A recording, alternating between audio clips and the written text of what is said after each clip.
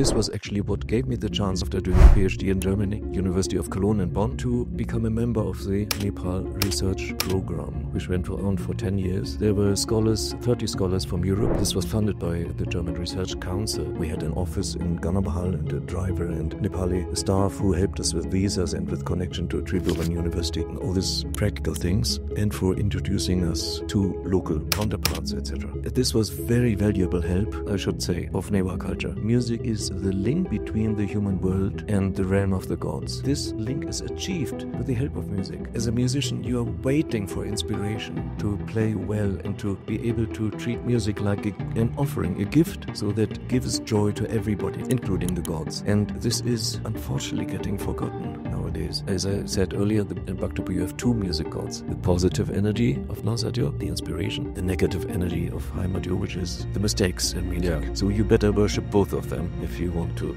play music that makes sense. But I mean, these pharmaceutical companies and trusts, they have an enormous political lobby. Yeah. So homeopathy is just tolerated because in Germany people love it.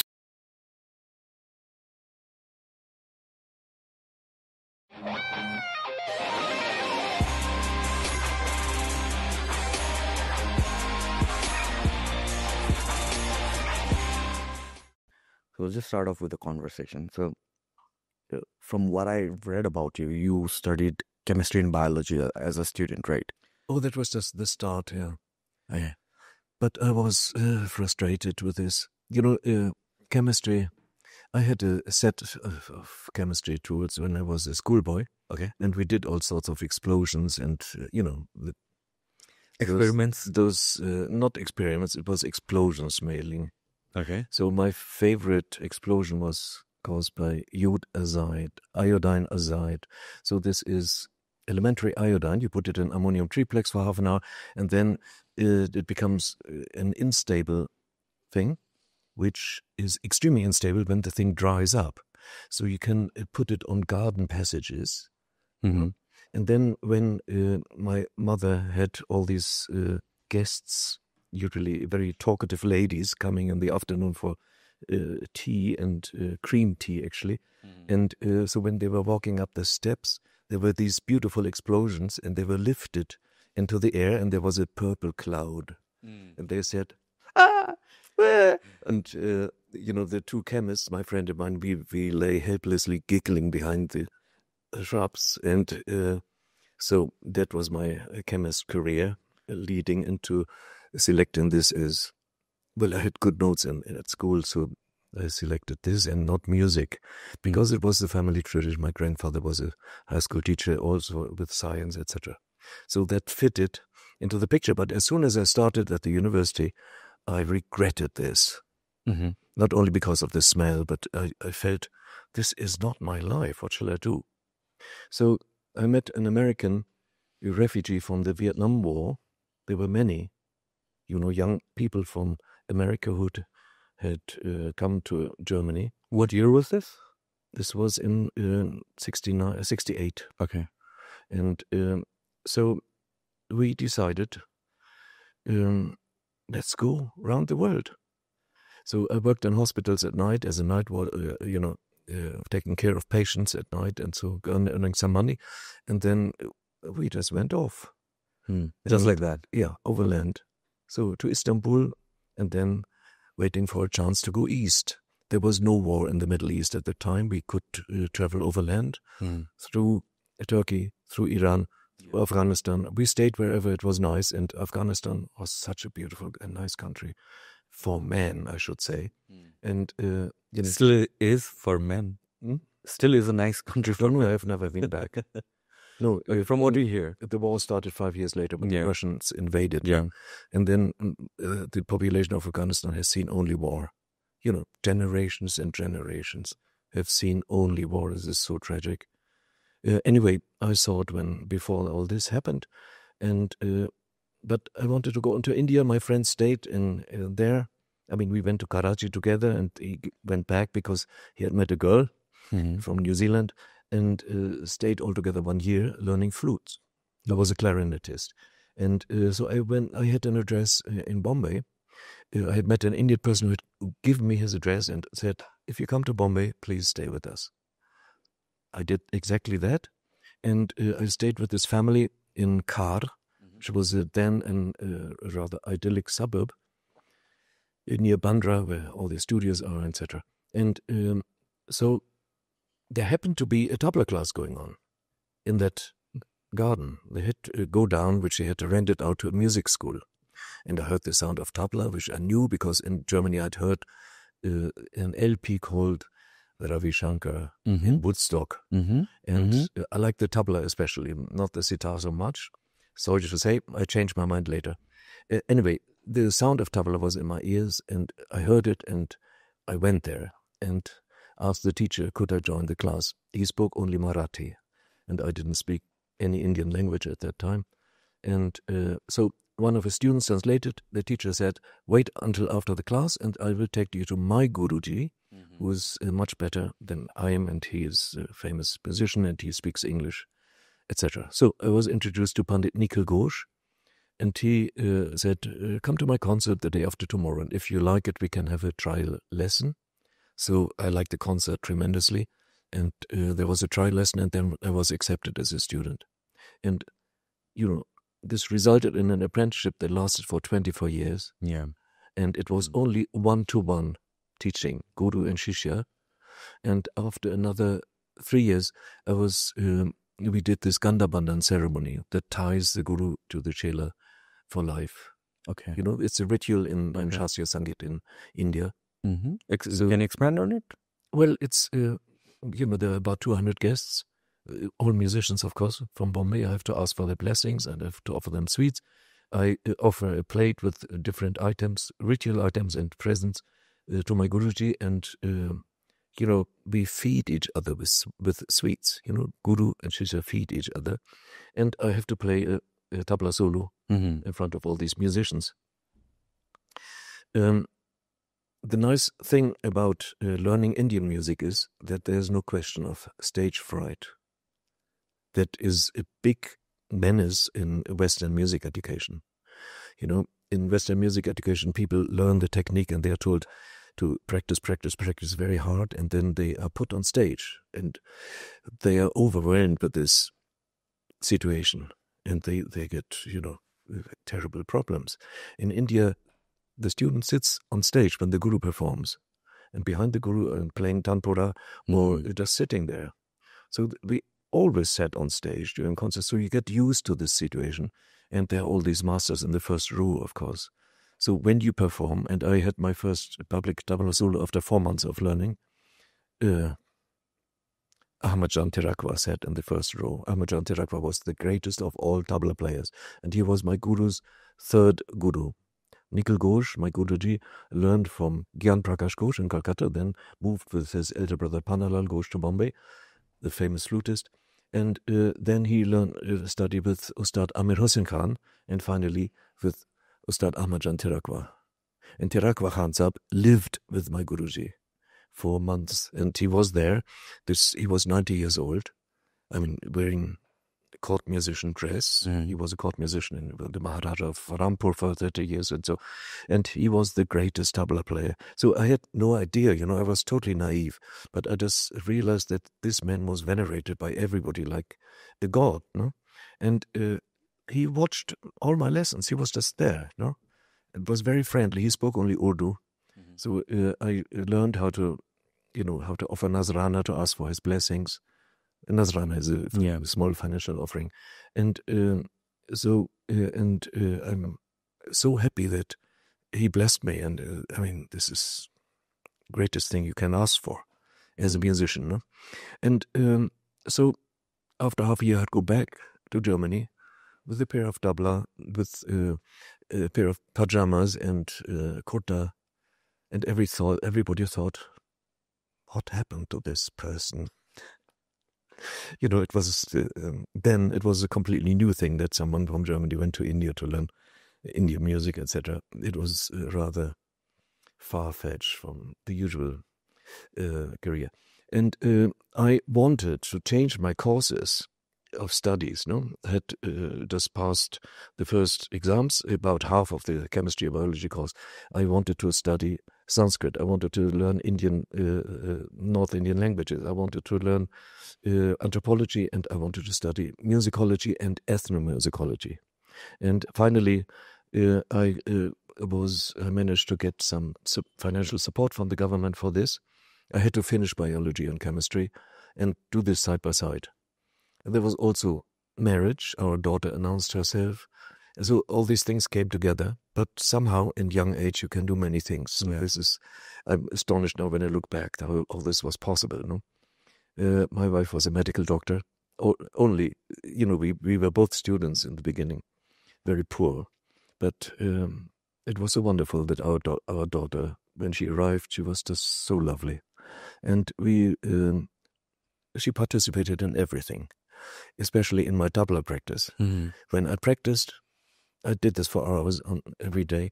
She slept on my lap. And even today, she's now 49. When she listens to Indian music, she falls asleep just like that. Boop. Mm-hmm. Off. Were you into music before all of this? Before you traveled to India? There was always music in my life. My mother, when I was a small child, too, started singing songs with me. And I automatically took the second voice. In Western music, you have these harmonies. Yeah. So you take the second voice, and to make it more interesting, she knew hundreds of songs. And so we sing it together with the mother. This is just such a blessing. And then at 4, I learned to play the recorder, a type of flute, mm-hmm. Which was played in Baroque music. And I had a very good teacher. I had a very beautiful lady. She was, red hair, mm-hmm. red golden hair, mm-hmm. flowing down. And she was, even as a small child, you just could only adore her. And of course, I tried to learn as much as possible. So I knew Western notation. When I entered school, I could play this instrument. In our house, there was a piano, as it was in most middle-class houses at that time in Germany. And I taught myself how to play this instrument, just basic. And when I was 10 or 9, there was a famous conductor entering our school, and he selected good singers for his professional choir. This was a choir for church music, and I was selected. So we got special voice training from professional soprano, alto singer for half a year, and then we were allowed to join the rehearsals, and we went on tour every year, etc. So this was such a fantastic experience. You might have heard of Johann Sebastian Bach, the greatest of all Western composers, who died in 1750. He composed mostly church music, and we sang his greatest compositions. No, these oratoria last for 3 hours, and in churches, this fantastic acoustical. So, the churches were built for acoustical reasons, that the music and the liturgy and etc. would really affect the listeners emotionally. And it affects also the singers. And we, of course, had to breathe all the time and stand, and all the time there was, these choir boys were just getting unconscious and falling down, and whomps. To me, this did not happen, but when we had the first rehearsal with orchestra, I was so much struck by the beauty of the music that I forgot to sing. And, big orchestra, 100 people, playing and singing, and the conductor saw this, and he called my name. He said, "Gert Matthias," and smiled very nicely. So he knew what happened to me. So, of course, I immediately jumped to to my duty and continued to sing. No? But this was a decisive moment that I will never forget. When the music enwraps you, just, and fantastic experience. I was just 10 years old. So then I got piano lessons from a professional teacher, and for 3 years. And then I was too lazy because she insisted on Beethoven, and I didn't like Beethoven. Why? I had heard too much of it, and this type of music didn't appeal to me. So we stopped the lessons, and then I jumped straight 100 years ahead in the history of Western music into Debussy and Ravel, the French composers, so-called impressionist music. And this was my cup of tea. I absolutely loved it, and I played myself through the repertoire, also Romantic period and modern period. And just doing it on my own. I had this basic technique, but I never thought I would study music. Because in Germany, it was just, most people did music, Western classical music. Not most people, many people that I knew at least, did this at home, for home entertainment. And later, of course, you had pop bands like the Beatles and etc. So then a new era started. But until then, it was fairly common that young people learned with other family members, with parents, and did Western music and played music for 3 or 4 instruments, etc. This is called chamber music. And the best composers gave their best in composing such compositions. So there's a vast repertoire of such things. Anyway, so then chemistry early started, and it was only when I came to Bombay to meet Pandit Nikhil Ghosh. And did you go to Bombay to meet him, or did you meet him accidentally? Accidentally. Okay. But if I may say so, according to our German poet Johann Wolfgang von Goethe, you have a Goethe Institute here. The carpet of life is composed of 2 different strains. One is the strain of bare necessities, no? And then this other weave comes in. This is coincidences and chances that are given, or it can be rejected or taken, no? So, and when you're at the crossroads of these 2 strains, you need a very good judgment. And, especially when you're young, you mistake your emotional leanings for the messages of fate or something, no? So I was so glad that I took the right decision to learn from this great master. And I never regretted this. So this was actually what gave me the chance later, after doing the PhD in Germany, University of Cologne and Bonn, to become a member of the Nepal research program, which went on for 10 years. There were 30 scholars from Europe, and this was funded by the German Research Council. We had an office in Ganabahal and a driver and Nepali staff who helped us with visas and with connection to Tribhuvan University for all these practical things and for introducing us to local counterparts, etc. So this was very valuable help, and it was like this. After my PhD, I received a grant to study from the Indian government, ICCR, to study for 1 year in Bombay. And I accepted this immediately because I was starved for tabla lessons. And this was extremely valuable. So I postponed the research program and came directly here from Bombay with my tabla. And then it all started. Fortunately, I had a colleague in this program, Dr. Niels Gutschow, who lived in Bhaktapur and told me, this is where you need to go. That's where the music is. Because in the beginning, I didn't know anything. I just took Nepali lessons, went to a Nepali village in Lamdung and Gorkha, several villages, did recordings of all these different ethnic groups, music recordings, and was not really happy with what, I didn't want to focus on those things for the next years. But when I came to Bhaktapur, I saw such a wealth of musical traditions and very good drumming, So as a tabla player, that was the thing. And the Goethe Institute, I had visitors during March 83 from 3 American jazz musicians who had studied with Ustad Ali Akbar Khan in Marin County, north of San Francisco. Ali Akbar Khan, the sarod player, at a school, so they had studied with them Indian music, and one of them was my friend with whom I went to Afghanistan and so on. So he had returned to the States. They came to visit me, and the Goethe Institute decided to put up on an open-air concert, which was then a totally new thing in Nepal, and they had really ridiculous sound equipment. So we sat on the Tamadi Pagoda, the steps with the animals, so we sat next to the elephant on the second platform.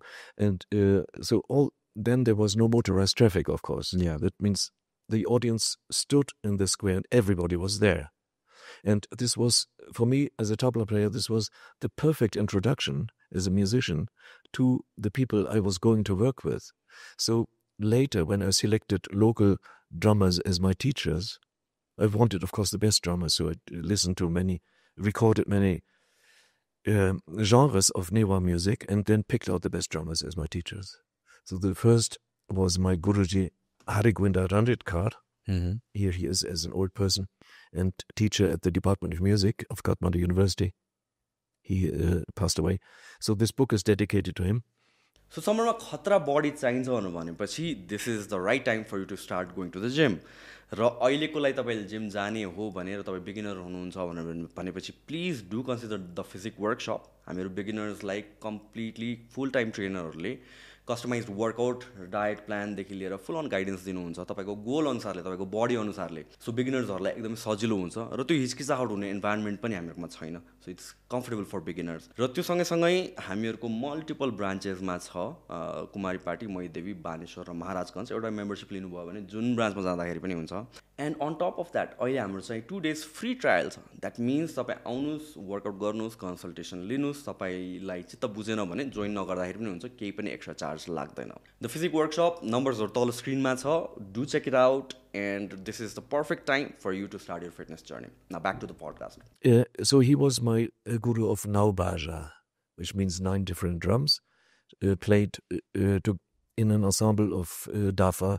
So Dafa plus Naubaja is called Naudafa in Bhaktapur, Newari. And there were still 5 ensembles of this kind. There are many more Dafa, 63 Dafa groups where there's only Dafa singing. This is responsorial music, 2 groups interacting musically. And so this Naubaja is an ensemble of 9 drums, which was created by Bhupatindra Malla of Bhaktapur early. He was very much, Bhupatindra, the king, was very much into music, also a composer of Dafa songs, etc. He was your first teacher, right? Together with his colleague from the same group, Yache Naudafa, his colleague was the best dime player of that part of Bhaktapur. Would play? Dime. Okay, yeah. Dime is a processional drum. Yeah. And so in, the pronunciation in Kathmandu and Bhaktapur is slightly different. Dime. In Bhaktapur and Dime in Kathmandu and Newari, no? So I stick to Newari, to Bhaktapur Newari. And he played not only Dime, but he was the Lala key player of the Dafa group also. So I learned all these drums simultaneously. First, I finished Dime, and this takes only 4 months. And because of tabla training, it was relatively easy. So, and I had nothing else to do. So in the morning, I practiced the new lessons.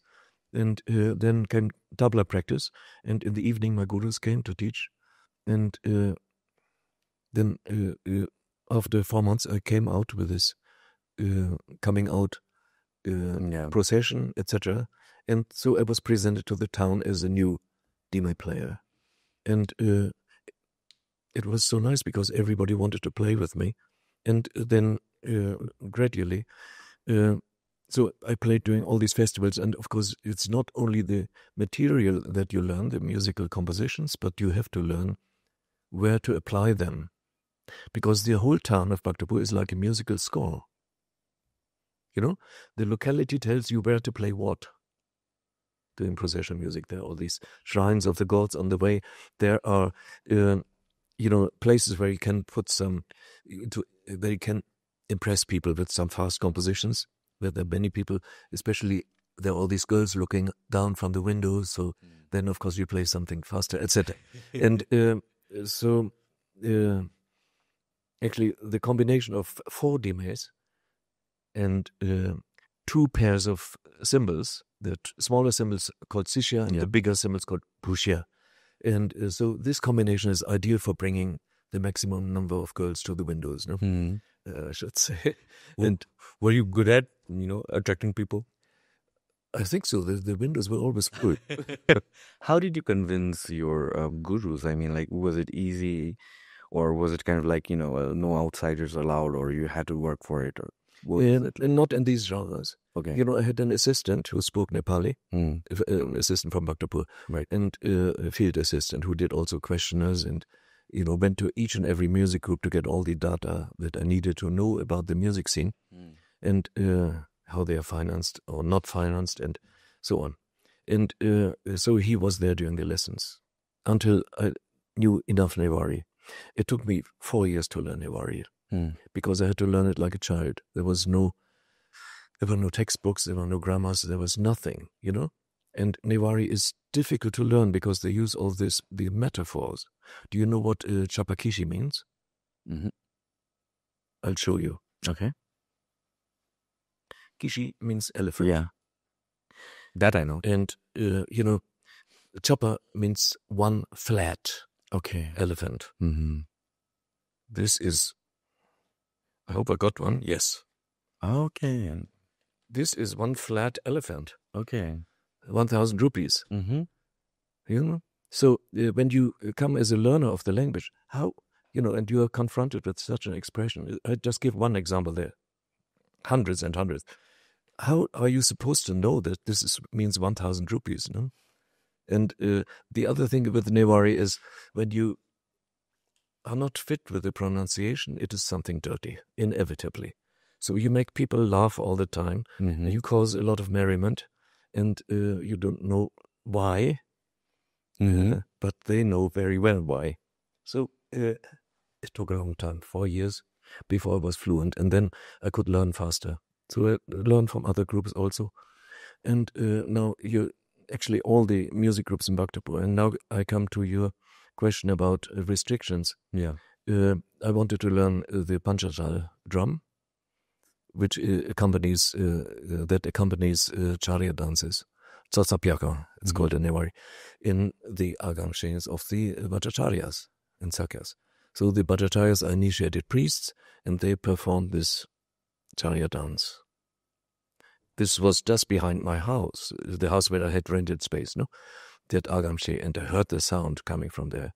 But these gurus didn't want to teach me. They said, no, we have forgotten, it doesn't happen nowadays, etc. So the only option was to learn this tradition in Kathmandu, because there was one guru called Ratnakaji Bhattacharya, and he accepted me as a student and taught me the complete repertoire. He was very good. So I got the complete repertoire.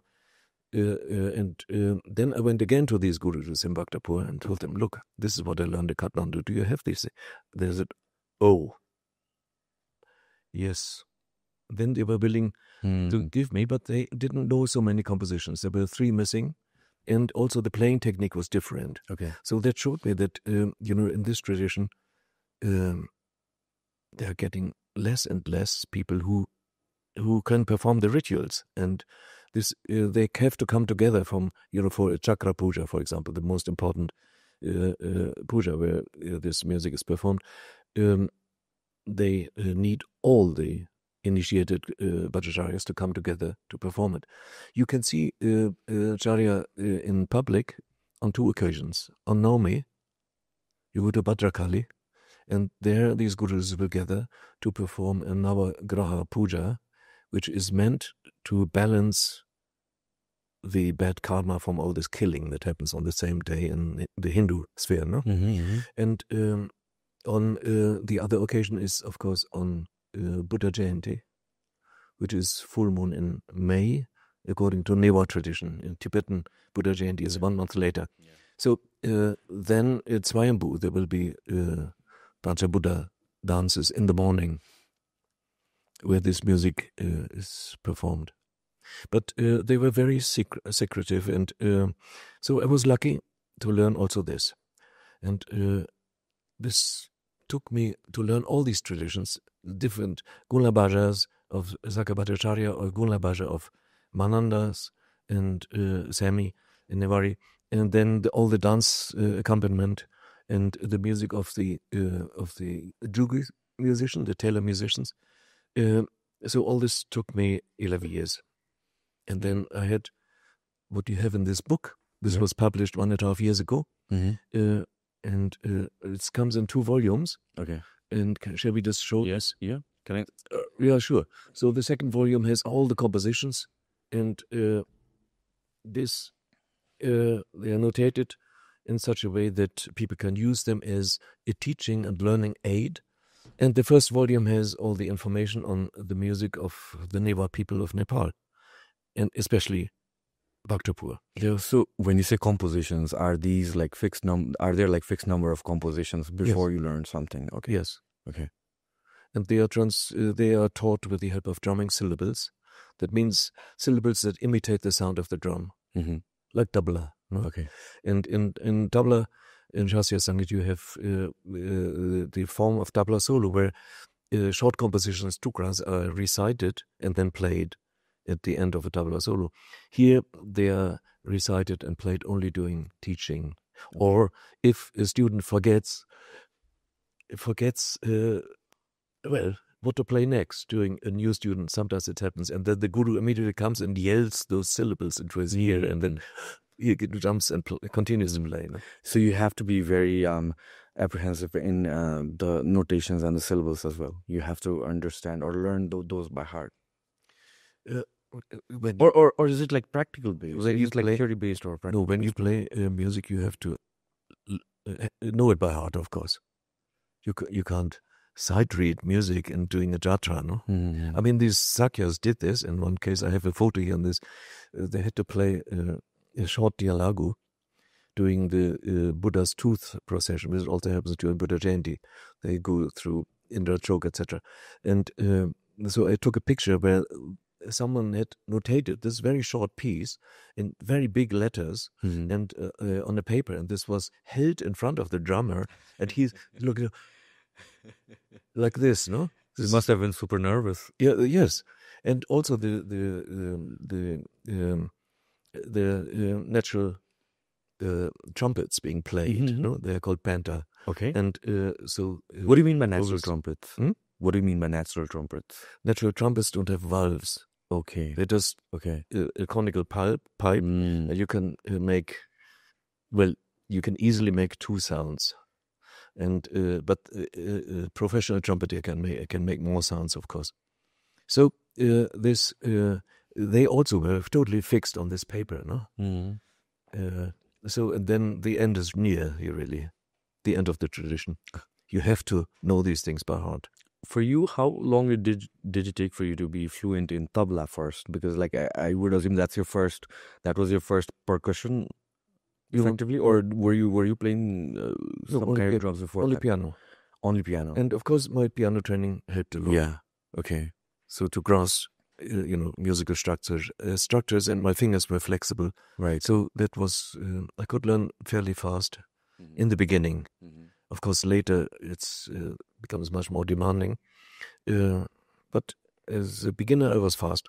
I gave my first performance after 4 months of training. I mean, half an hour solo public performance.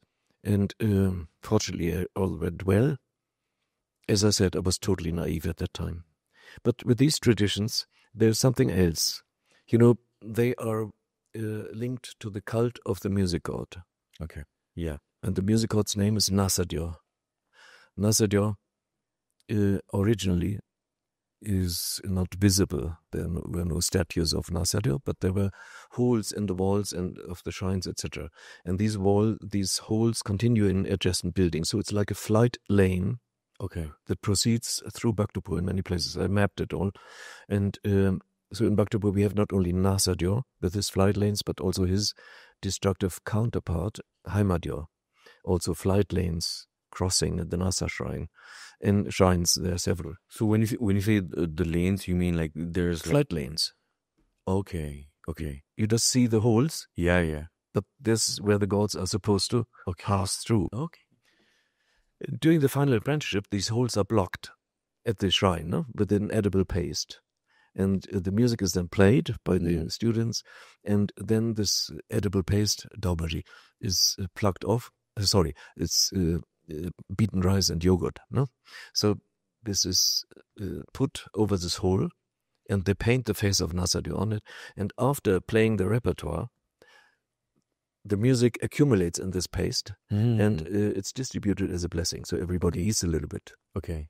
So there's one person playing it. The Edible person music. In my case, it was one person because I learned alone. Yeah. But usually people learn in a group because the pujas are expensive to finance. No, usually it's a group of, let's say, 8 or more people learning these traditions. But I insisted that all the rituals must happen, and also I wanted to learn those things. Not of course. Now there's a very special thing in Newa musical culture. This is a musical device called diolagu. Okay. This literally means calling the god. Calling the god. Diolagu. No? Dio means God, lagu, call. Diolagu is a musical invocation that is played at the beginning of every performance. If there is a Jatra, you play this before the group proceeds. And this addresses Nasadyo. On the way, there may be other gods also addressed with diolagus, but this is decisive that at the beginning you have to address Nasadyo with a musical offering. So you mean to say like before every Jatra, Any performance outside or inside starts with a diolagu. Now what happens? This is a means of searching for inspiration from the music god. The musicians play this piece like dialing a telephone number. So when you dial correctly, the connection is established. Someone says hello. You know? So there is more to this. When you play this piece, the players focus on the, let's say, divine energy that is latent in the shrine, and this is actualized through that playing in their minds, of course. So this causes the music to suddenly reach another level. You know, there's much more presence in the performance, and the music has a different quality. And this is seen as the blessing of Nasadyo. Now there's more to this. Over the years, when you play for many years and, you know, sort of cultivate these, these things, then you realize the diolagu is not only a telephone number, but it is a way of directly offering yourself everything that you have and can do in music, no? I offer all this to the God, and I asked him to play. This is the essential of musical inspiration, for musical inspiration. It may happen or not. But in my case, I was very lucky because it happened. I'm not telling this because I'm proud also. I just tell you because it is an essential feature of Newa music. And here you can see what happens when this blessing of the god materializes. This picture was taken like this. Yeah, that'll be perfect. Can you see it? So Yep. you see one drummer and two drums here, and then you see the audience. Okay. And these were my students, and this was taken. I was conducting the group, no, with playing. Of course, they all look at me, including the audience. So I'm conducting at the shrine of Indrayani in Bhaktapur, no, doing Naurat processions, and this is one of the peak performances in doing Jatras in Bhaktapur for this type of music. And now look at these people. You see that all their eyeballs seem to be popping out because something special is happening. And this happens when the music becomes like a whirlpool of inspiration. So everybody is totally shocked and drawn into this whirlpool of music. I hope I'm clear enough to, yes. Thank you. Okay. So this doesn't happen every time, but it happened here. And luckily, Kevin Bobrisky, a photographer friend, was there standing behind me to take this picture. And when you play with the right attitude of, offering the music and not using it as an exhibition of yourself, offering the music, then this can happen. This also happens in Shastriya Sangeet. Because, I realized in India that all great musicians in Shastriya Sangeet, before they start, they offer a prayer to the favorite god. They have a picture on the stage, or to their shagird if they are Muslims, etc., and asked them to play. They offer everything that they have learned, all the musical capabilities. They offer this. Do they have a specific god for music as well? Saraswati Devi, of course. Okay. If you are a Hindu. Yeah. But so she's offered special concerts and elaborate pujas during Saraswati Puja, which is on Sri Panchami, of course. So in all music schools in India, we have these pujas going on for 2.5 days. But, musicians will sometimes remember the guru, of course, before the performance. Or they will remember their favorite god or goddess. And this is such a powerful device for inspired music. And this is, nowadays, it's totally missing in Bhaktapur. Everybody wants to, the young players of this drum, they just have this childish attitude of, look at me. No? Is it a youthful thing?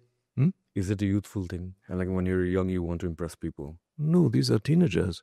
So after some time, it becomes a serious deficiency. No? And of course, they come in huge groups, 50 young players. So, in these ensembles, it is essential that you listen to each other. And 50 people can't listen to each other. It's a sort of musical chaos. No? So all of the 50 people are playing drums? Yes, the Nagapalika organizes such crazy events sometimes. And but the ideal, as I said, the ideal combination is 8 musicians and more musicians in the background, to take over when someone gets tired or needs a break. Yeah. So it's better that the actual instruments are limited to 8 or 10, but then you can really listen to everybody and you can reach this, you can reach musical, really good performances, and really things that stand out. And these people here in the picture, when that happens, they will not forget this. What happens there is called an event. And they will remember this for a lifetime. And, in Bhaktapur, when I pass by, there are always people who say, oh, German Bajataimer Wolle, and, the German drummer is, and this is a German drummer, and they talk to me and relate to these performances. Okay. So I'm so grateful that I had the chance to enter Newa music that deeply, to the essence, I should say, of Newa culture, where the essence is that during the Jatras, music is the link between the human world and the realm of the gods. And this link is achieved with the help of music, as I tried to make it. I hope I'm clear enough that you can follow. Yeah, exactly. But as a musician, you are waiting for inspiration to play well and to be able to treat music like an offering, a gift, so that gives joy to everybody, including the gods. And this is unfortunately getting forgotten nowadays. How do you see the change? I mean, like, there's one part that's like, change is inevitable, you have to evolve. And then there's another part that says, like, you need to preserve the originality. Where do you stand? Well, of course, you can preserve by teaching, by setting an example, and by, playing with people and showing them the right way, And this I did. I taught many, I think 8 or 9 groups, 8 or 10 people or so, one after the other, apprenticeships until 95. That was the last apprenticeship. And there, just by chance, I taught the first girl.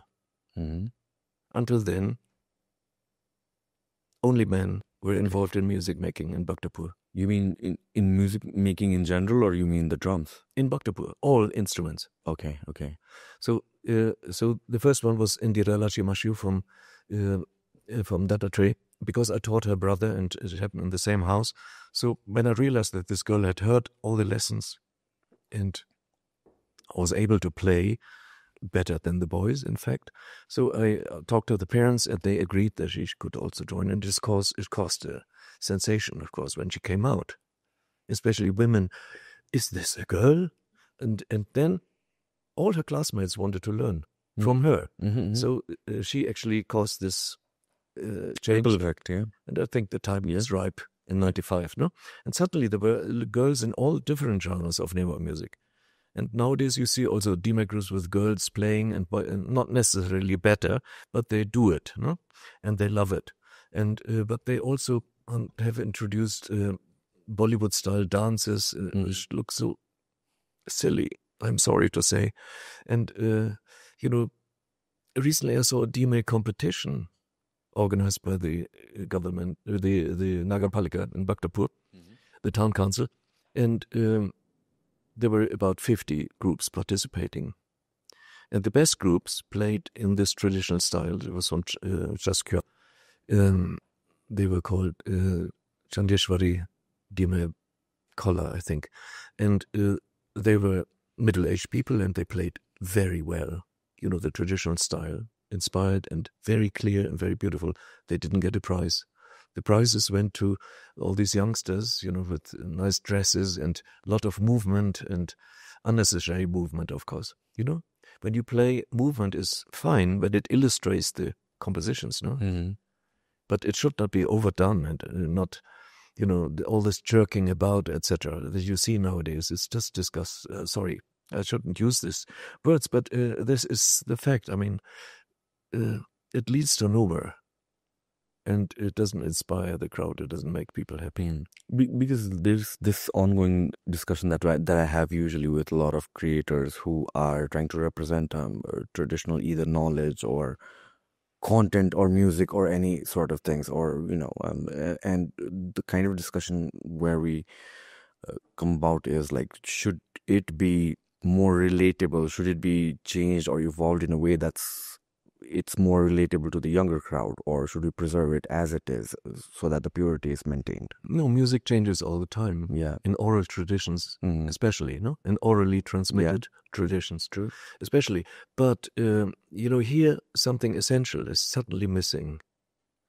And apart from all these groups disappearing, the music groups, the song groups are... Yeah. There were 113 song groups singing every day in Bhaktapur. The 3 genres of Dafa, Dalsa and Bhajan, Buddhist Bhajan, Gyanmala Bhajan, and also, of course, the Hindu Bhajan, Ras Bhajan. 113 groups singing in town every day, morning and evening. And this created, of course, harmony among neighbors. Making music together brings people together. Yeah. This is missing. Of course, they watch the telly or they do other things now. So most of these groups have collapsed. There are 25 left. About 25 left now. And why do you think that is? I mean, like, is it because people are losing interest, or the young generation is losing interest, or is it because there's not enough documentation or, teachers that are still continuing on teaching the art? Well, regarding documentation, with this publication, I have tried, and I've published earlier books also with the repertoire, but this is the complete thing. So I'm trying to work against that loss, to help to keep Newa culture alive, musical culture alive with these publications. The other thing is there are various reasons and for the decline of Newa music. And one of them is simply the internet. Yeah, the And influence of everybody Western culture. is fussing about with the telephone, watching football games somewhere else in the world and betting or, Yeah. So they're so busy with that and they communicate with their friends and they have a lot of school homework. I mean, if you look at the school homework, this is the silliest thing in the world. This should be forbidden. Oh, yeah. And I completely agree with thank you. Yeah. And I hope all these school teachers and mistresses listen now. So this is such a waste of time. Oh, yeah. I mean, like, I remember being a kid, I used to come home and all I used to do was like spend all my time doing homeworks and then just sleep and then go back to The school. bad lights, so that you spoil your eyesight. What should happen, what is much more important, during the Jatras, the parents should just take the hand of the child and walk and explain what's happening and make the child realize that this is a peak moment in its life. And so to understand what happens. No, they miss all this because they have to do all this silly homework. And this is much more important to be part of the part and parcel of the culture, even as a child. And, my earlier students were, instead of having access to internet, which didn't exist then, they learned a dance, even small children, and participated in performances already as a child. No? And or they came and starting to learn drums from me, etc. But I came to that stage where I realized, of course, I had all the information on each of the music groups, and I realized that the financial basis was stolen by the state of Nepal in 1963. The Guru Shishya Act and the Bhumi Sudhar Act by King Mahendra, signed by King Mahendra, and I spoke to one of the authors of this act. I will not mention his name. Now, doing a conference by chance, I met him and said, this act has destroyed the financial basis for all these music groups, all the big no-dafa groups and etc. Because they finance their performances with Guti land, no, which was donated by old Malla kings and also Shah kings actually. Early Shah kings like Rana Barsha, he was a great sponsor of Newa musical traditions. So all this Guti land, it was not only supported, not only music apprenticeship and performances, but it supported many details of the town rituals, and it supported maintenance of the temples and shrines, etc., etc. All this money was taken by the government, and there was no return. The only return was an ill-equipped office, Gudistan. But they had no very limited financial means to support all these things. So that caused the collapse of all these groups. Simply the financial situation. Then I thought I must do something. And what I could do was try to create jobs for musicians. Because also in the field of Shastriya Sangeet in Nepal, they were never paid. I played many concerts at that time in the field of Shastriya Sangeet, no? Not only in temples like Kirateshwar, etc., but also we played the first televised performance of Shastriya Sangeet when Nepal television had been just installed to Singapore. So Krishna Rayan Shrestha, a Jaltarang and harmonium player, and myself, we went there. It was just a single room like this, but very cold. Made of stone, of course. We had to wait outside on the stairs in the draft. It was so cold. Finally, we were ushered in. We played, and we were promised a salary, 125 rupees each. But they said, we can't pay you today. You have to come and collect it later. When was this? And how long was this? This was somewhere late 80s or early, I forgot when was TV installed. So 125 rupees yes, something. But, okay. At that time it was forbidden to enter it was not allowed for private vehicles to enter Singapore. So the taxi fare was higher than what we would collect. So we forgot about it. No? So this was how musicians were treated. And later there were many instances when music organizers said, oh, you just play, we talk about this later. And there was no later, no? So musicians were just until today, are exploited all the time. And I wanted to change that. Unfortunately, in Nepal, you have a terrible copyright law. This copyright law favors the producer. and not the performer. In India, it's reverse. The Indian copyright law favors the performer. The music is owned by the performer. What do you mean? I mean, like if person A creates a music, who is the producer, then whoever is performing that supersedes the producer's rights? Usually in the genres that I just mentioned, the player is the creator. Okay. You know, in Shasya Sangeet. Okay. You sit on the stage, you create the music. Right. And so this was the basis for this copyright law in India. And I think this change has to happen.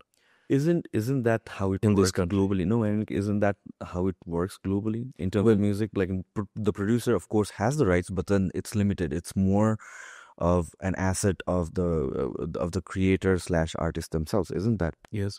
You know, in Germany, the first copyright law that we had was created by the great German composer, 19th and 20th century, Richard Strauss. He died in 1949, the year when I was born. And he wanted to raise the status of musicians and succeeded in creating the Copyright Society. So in Germany nowadays, this society developed into the GEMA. This is a society that looks after all mediaized performances of your music when you are a composer. Okay. Suppose you are a composer or a performer. No? You become a member, you pay an annual membership fee, which is very low. At the end of the year, the money flows into your bank account.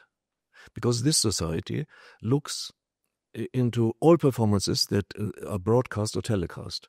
And then the proper percentage comes automatically in your bank account. You don't have to care, you don't have to ask for it.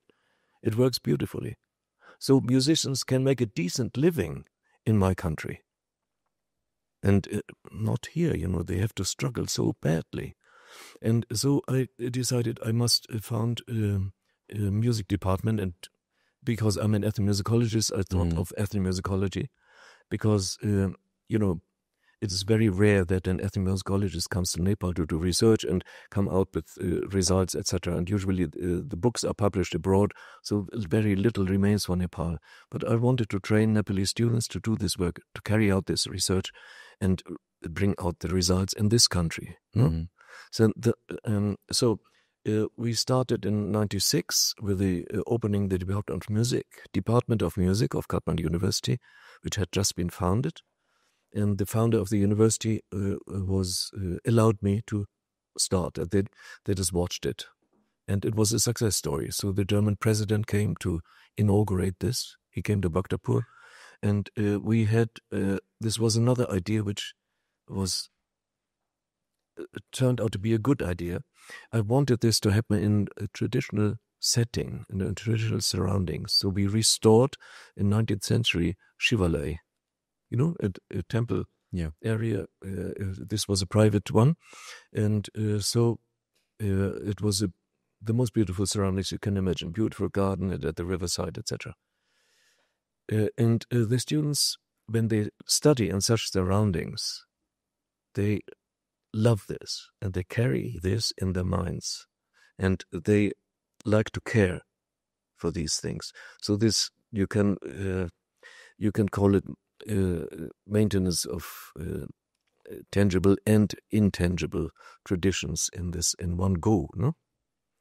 So tangible means what you can see and touch, that's the buildings, and intangible is what you can't see and touch, but what you can hear, or what, you know, like music, poetry, dances, etc. So when you combine this maintenance of both, this has a special impact. And unfortunately, all this was destroyed by the earthquake and a big flood wave that came a few months later in Chubigat. And then my successor, I was already, just as a guest professor, I had passed on at the HOD function to my successor, Dr. Lochan Rijal, a well-known singer in this country, etc. So Lochan identified another Shivalaya in Kathmandu in Tripureshwar. Actually, this is called the Rani Lalita Tripurasundari Shivalaya in Tripureshwar. And this was also in large part destroyed by the earthquake. He identified funds for the reconstruction, and so $2.5 million were invested in reconstructing the entire temple.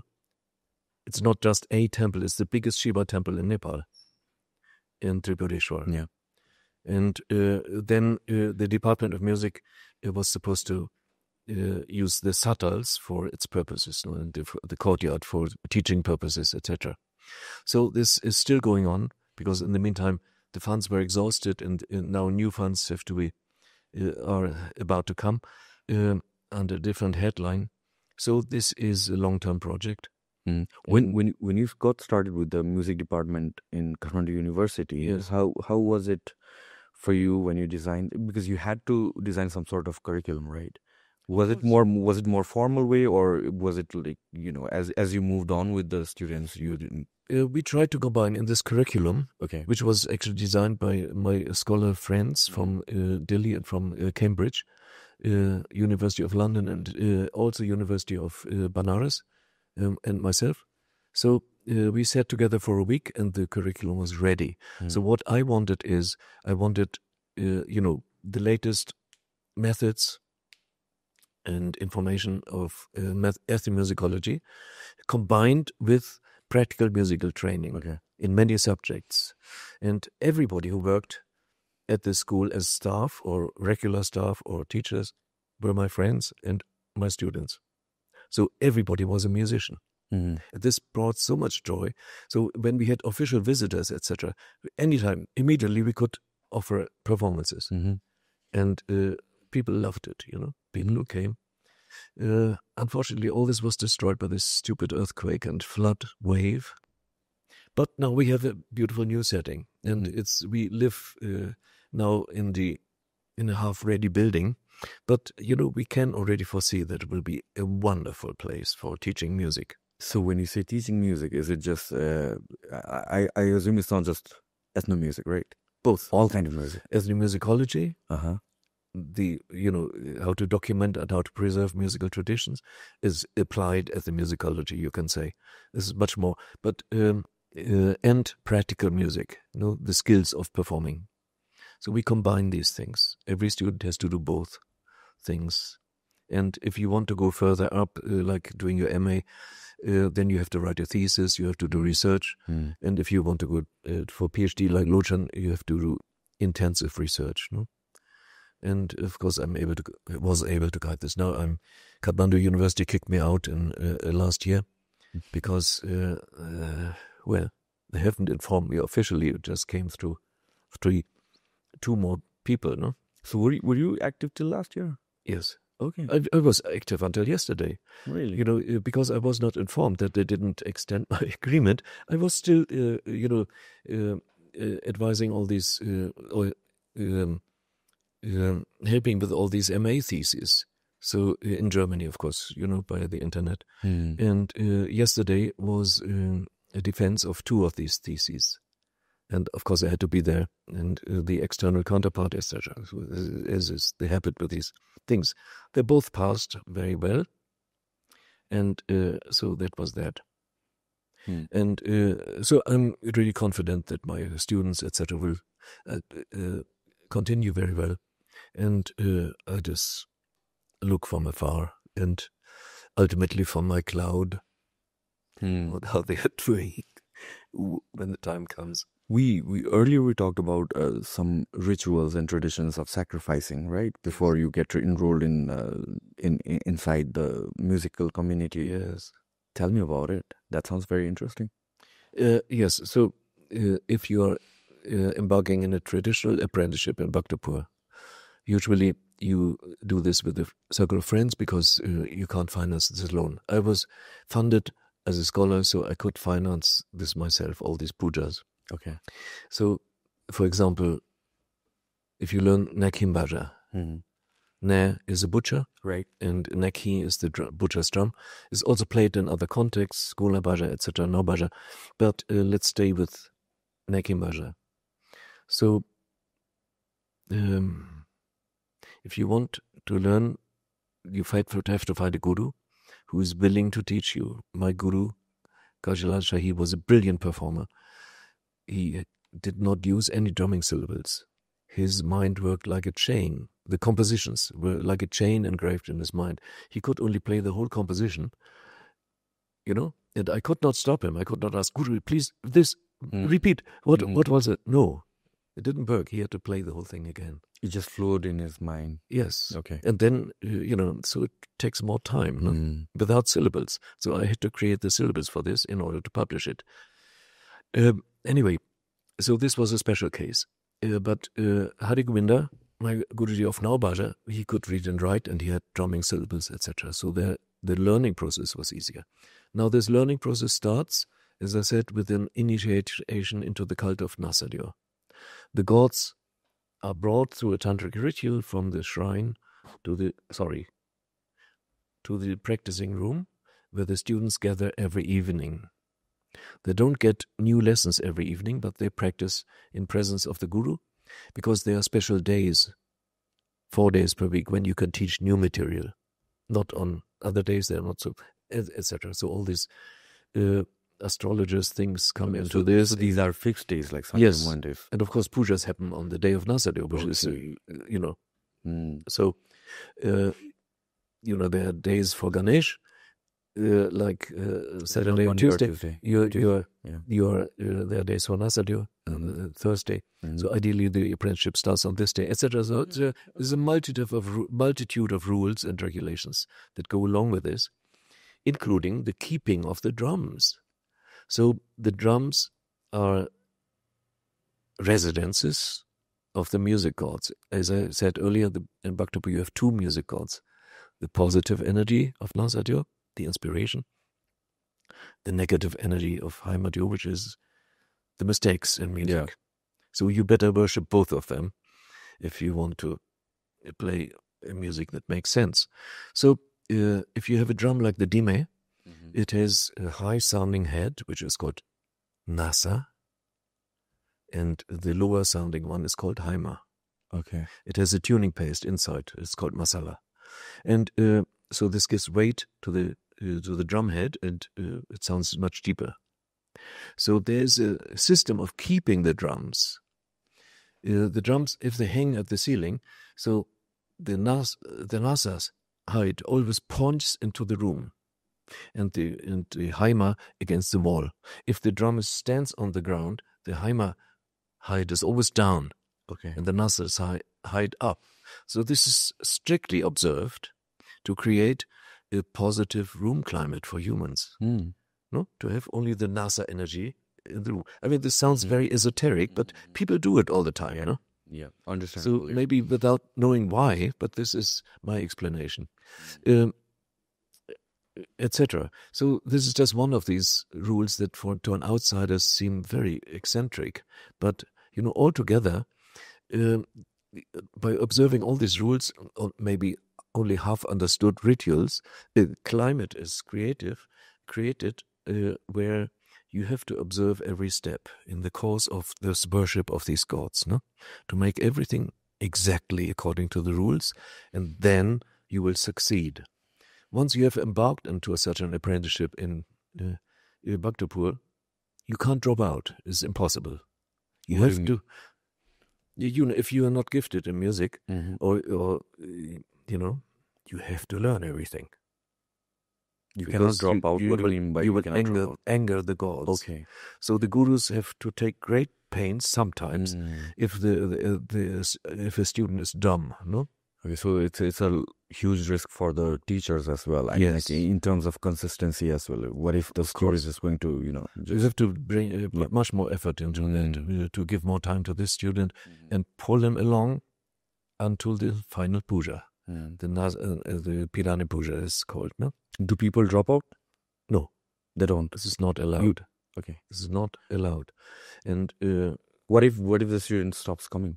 Well, do you get to their homes? Traditional Newa culture has a solution for everything. Okay, what's the solution? The solution would be, to avoid the wrath of the gods. This is called Chema Puja. Okay, the Chema Puja is a puja asking for forgiveness for mistakes or something. No, so the teacher does that, or the student does that? The student has to do it. This is a small thing. What if there's a rebellious student who just drops out and disappears? I have not seen any rebellious students. My students were all very nice people. They wanted to learn. That's why they came.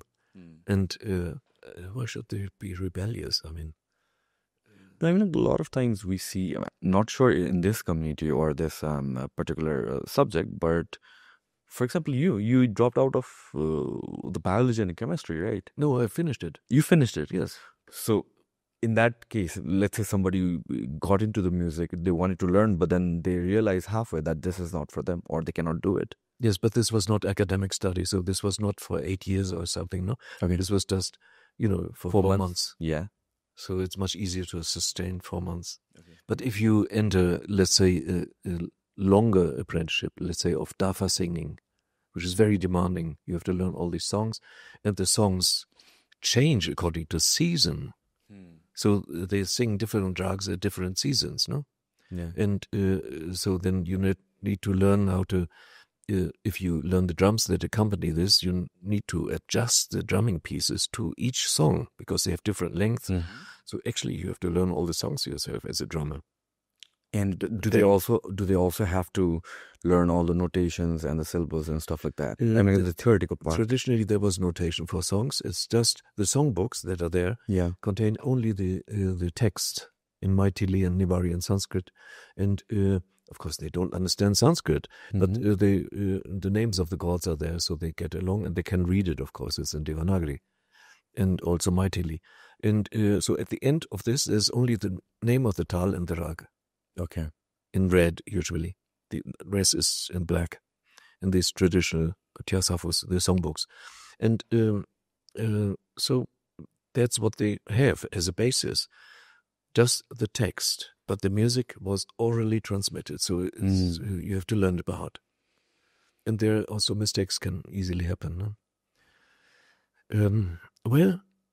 But it worked. It worked over the centuries. And now with this second volume of this publication, I really hope that I can help to make it easier to learn, because everything has been written down, and nowadays students can read and write English, and they can read this notation.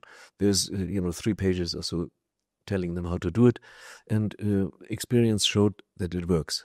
Many people came to me, they just downloaded this book. I'm so happy to say that since its publication 1.5 years ago, there were more than 100,000 downloads. Wow, that's a lot. Yeah, because this is published in Germany and by Heidelberg University Publishing, and it's very expensive to Nepali standards. It's 119 euros, which is normal in Germany for such publications, but here nobody can afford it. Yeah. So I made an agreement with the company immediately for free downloads. Everybody can have it for free in 5 minutes. And at the beginning of the book, you have, or if you type in the title, you get there where you can just download this. There's also a QR code, and you can also go to Heidelberg University Publishing, and then you have it. It comes on your screen, and everything is there. And right now I'm trying, because there was so much demand here in Nepal, people came to me and said, we want a hard copy. So the publisher agreed to give the templates to an affordable South Asia version of this book. This means there will be only different cover, and this book will be sold for 5,000 to 6,000 rupees, and it will be printed in India and distributed by Vajra Books in Tamil. No, so but still, this needs. We are just talking every day how to raise the money for this. We needed 9 lakhs to produce 500 copies for this cheap price in the shop, of course. And so I have a friend who immediately donated or committed himself to give 1 lakh, but still we need 8 lakhs to make this possible. And I don't know if I can succeed in doing this before my departure after 2 weeks. So it might take a little more time. What about the government? Are they doing something about it? No. Yeah, but I think for this publication here in Nepal, we need the money needs to come from Nepal somehow. From either private sponsors or whatever, because this book actually is a major contribution to the preservation of Newa culture And people have realized it, as I told you, the number of downloads. No? Yeah. And these people were some of them, it was so touching.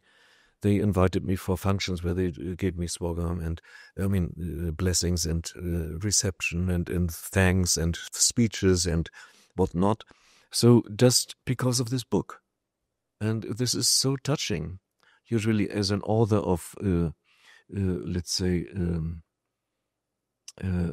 this kind of scientific prose, you never meet your audience, your readers, no? Yeah. But this was, they all come forward now and want to meet me. And the last weeks were full of such meetings, and all because of this download, no? So touching. So I think I'm so happy that I'm now reaching 77 years, and I'm so glad that during the COVID years, I had 2 years during which in Germany I was isolated there, could not travel, so I managed to write this. And before it is too late, before I get too old to do such a thing, no. So I'm so happy that this is achieved now, no. Earlier you were explaining about the sacrificing ritual. Yes. Yeah. We didn't complete that, I guess. Did we? The traditional apprenticeship is structured into several pujas, and they all need blood sacrifices, traditionally. So the first puja is the Nasa Sali Puja, means bringing the Nasa into the practicing room, and there you can do with chicken sacrifices. So Nasado gets a male chicken, a cock, and Heimadio a female chicken. Okay. And then you offer also eggs and flowers and so many things. So first you splash water on the shrine, symbolic cleaning. Then you put the flowers. Then you put all the other paraphernalia. There are so many ritual details. It's all written down here how to do it. And so there is a big chapter on the cult of Nasado, chapter 2 actually, which explains all these details of the rituals, how to carry this out. Then there are, at different stages of the apprenticeship, when a new chapter starts, a new major composition, you again have to go to the Nasa shrine.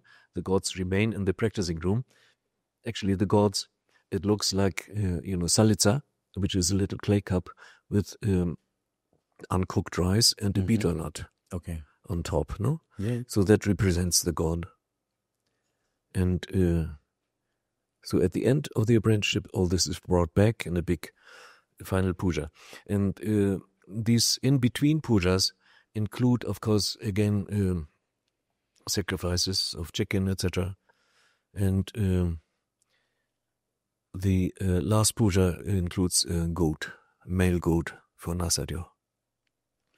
And now, when I became a teacher, I didn't know what to do, because all these rituals end with the ritual feast, a Ve, and then the guru is offered as a gift of honor the half-cooked head of the animal and the half-cooked back of the animal.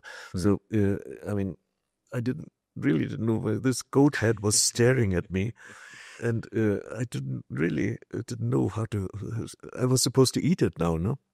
I mean, there was brain with all these other things and drinks, etc. So there's a ritual order how you sit. The guru sits there, and then for his guru, there's a plate which is also filled. And then age-wise, the students have to do bhagya guru. They have to ask for permission to eat and all these details, behavior. But this, I was totally. And then, fortunately, someone who told me how to solve this situation. Okay. How so is it? You accept this goat head with your left hand. You smell approvingly, and you pass it on to the person next to you. Okay. And the next the person who's next, that's the person who's going to eat it? Let him manage, yes. Okay. That's not your headache. No. And so there are many funny details like this. So the whole sacrifice thing, the multiple sacrifices, I mean, like each and every single student is supposed to do that, or do they do it in groups? No, it's done. You learn in a group usually. It was only in my case that I was individual learning from gurus, and so all these rituals were done for my personal apprenticeship. But usually you learn in a group and they harness this together. And then they participate, the whole group participates in this ritual feast. It's actually 2 feasts. The first is the Same, which is, a shortcut version of a meal, but the Bve is, it has all these dishes and it must be those things and those things and those things and offerings to the gods. And so at the shrine, when this ritual, which takes hours, is finished with the blood sacrifice, etc., people sit down and they either leave plates or newspaper serving as a plate. And this is just put on the street. Yeah. On the square, on the stones, no? So you squat down in front of all the blood and all the rest, and there you eat your same, no? Which is fried potatoes and some bhaji, beaten rice, etc. No, and unfortunately, if Newa favorite, which is called Twela, Twela means half cooked mutton, and the skin portion, half cooked, is so dangerous because the skin portion is where worm eggs are deposited, and who wants all these worms in his stomach, no? Did you ever get used to all of this? No, I didn't. I almost died, after all these ritual feasts and infections, stomach infections. I almost died once. And so I was restored in Germany because my wife was a doctor, but I had a good friend who was a brilliant homeopathic doctor. So he cured me, and also my wife took interest in homeopathy, which is a 200-year-old German Vaidya tradition, you can say. No? And classical. So homeopathy comes from Germany? Yes, of course. Okay. It was created by Dr. Samuel Hahnemann in Saxonia. Okay. In his age, he became the most famous doctor in Europe. I think it's quite popular in places like India, Nepal. I mean, at least I've heard about it, or I've been to a homeopathic doctor when I was a little kid. Yeah, there are still very good homeopaths in India, and also some in Germany. But of course, after the invention of antibiotics, and especially after allopathy developed all these surgery skills, it retreated into the background. But, I have been treated mostly with homeopathy, and I also learned it myself. I'm practicing this for the past 40 years, and you need experience for this. You need a library, you need experience, and in Bhaktapur I had about 2,000 different remedies. And I had patients every other day. No? So, and it's completely different from Ayurvedic, right? Yes. Yeah. It is based, should we talk about homeopathy? It is based on on the old theory that you treat a symptom with a similar medicine. That means a medicine, a substance that creates that symptom. With the snake poison, no? If the person has these symptoms that the snake bite of a specific snake causes, or let's say one of the first remedies that Samuel Hahnemann worked with was quinine, which is the bark of a tropical tree that helps to suppress malaria, fever. Outbreaks, and that made him, if you eat it like that, it causes that fever, no? And or if you, so Arsenicum album was one of these remedies, first remedies. Arsenicum album, which is unfortunately found in the drinking water in the Tarai at some places and in all over Bangladesh. It causes skin problems and burning sensations, and diarrhea, etc. So many bad symptoms. But if you give this as a homeopathic remedy, then it flushes these things out. So these homeopathic remedies are created like this, that you start with a little bit of substance, and this is dissolved in water, 1 liter of water. Then you take 1 drop of that water and put it in another 1 liter of water, and this is shaken, and this procedure goes on 30 times. So after 30 times, you get a substance called Arsenicum album C30. C30 means 10 times, 30 times, 100, etc. So there's not even one molecule of that substance in that water. this water, 2 or 3 drops are put into a little glass container which has milk sugar globules. So this is shaken so that every globule has a little bit of this message which is transmitted with the water.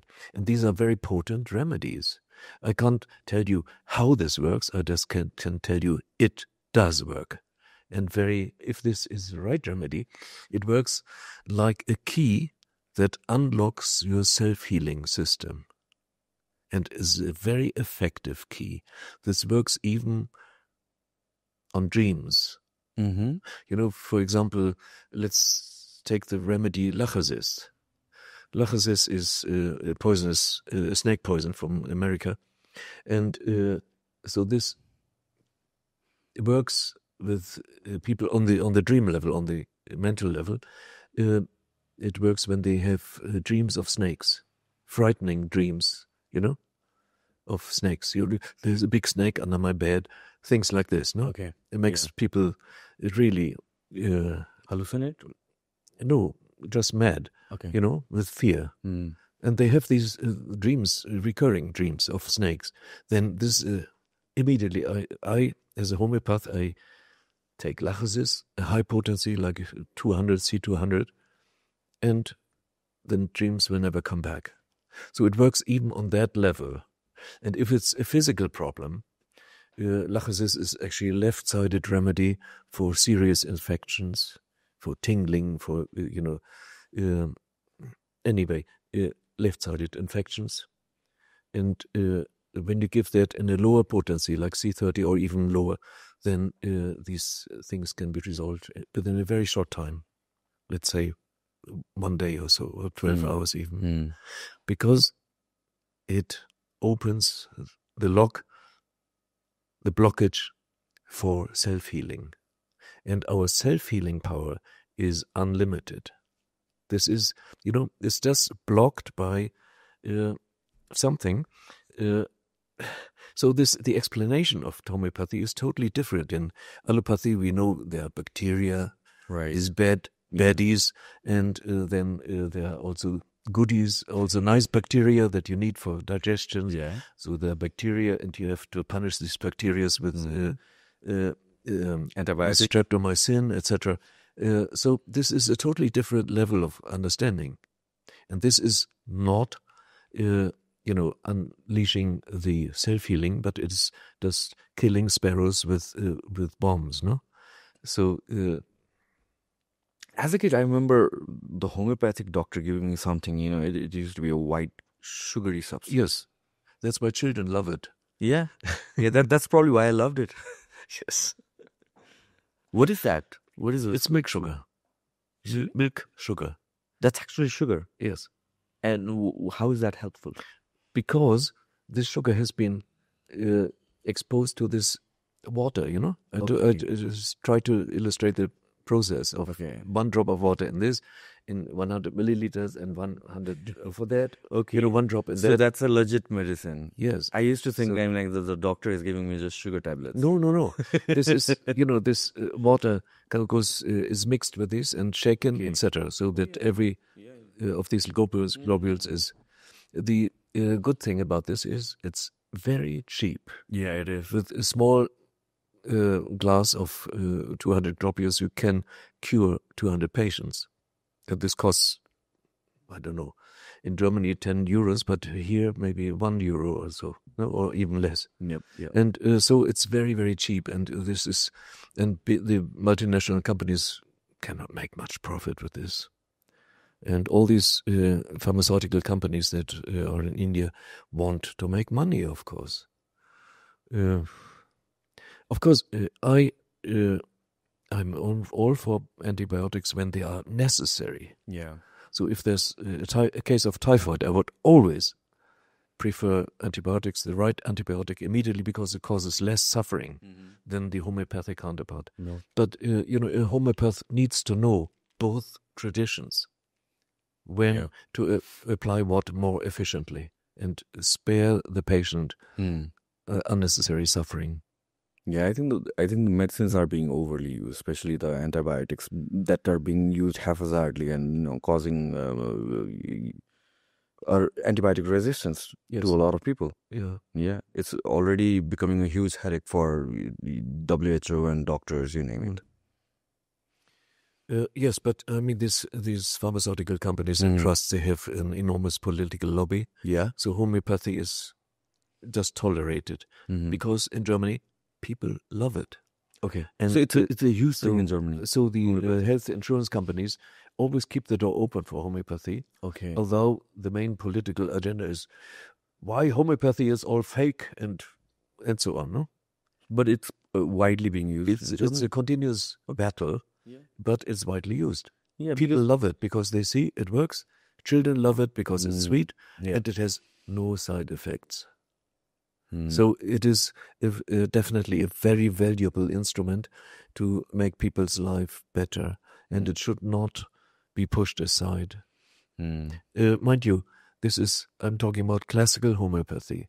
There is a lot of homeopathy that is not classical homeopathy, which is, has esoteric aspects and which is where you don't need to pass a degree, etc. In classical homeopathy, it's difficult. You have to pass a degree, in Germany at least, and which is recognized by the state, and so on.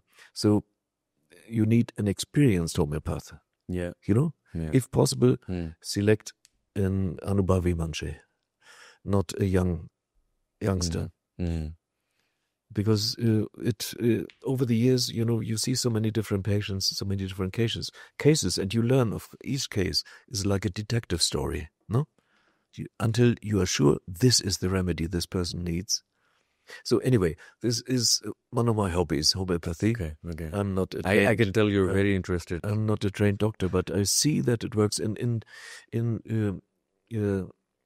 poor countries like Nepal and others. It would be a nice thing to spread and to offer to the people because it's affordable. Now, coming back to our story, I mean, what was Bhaktapur like in the 80s when you came here first?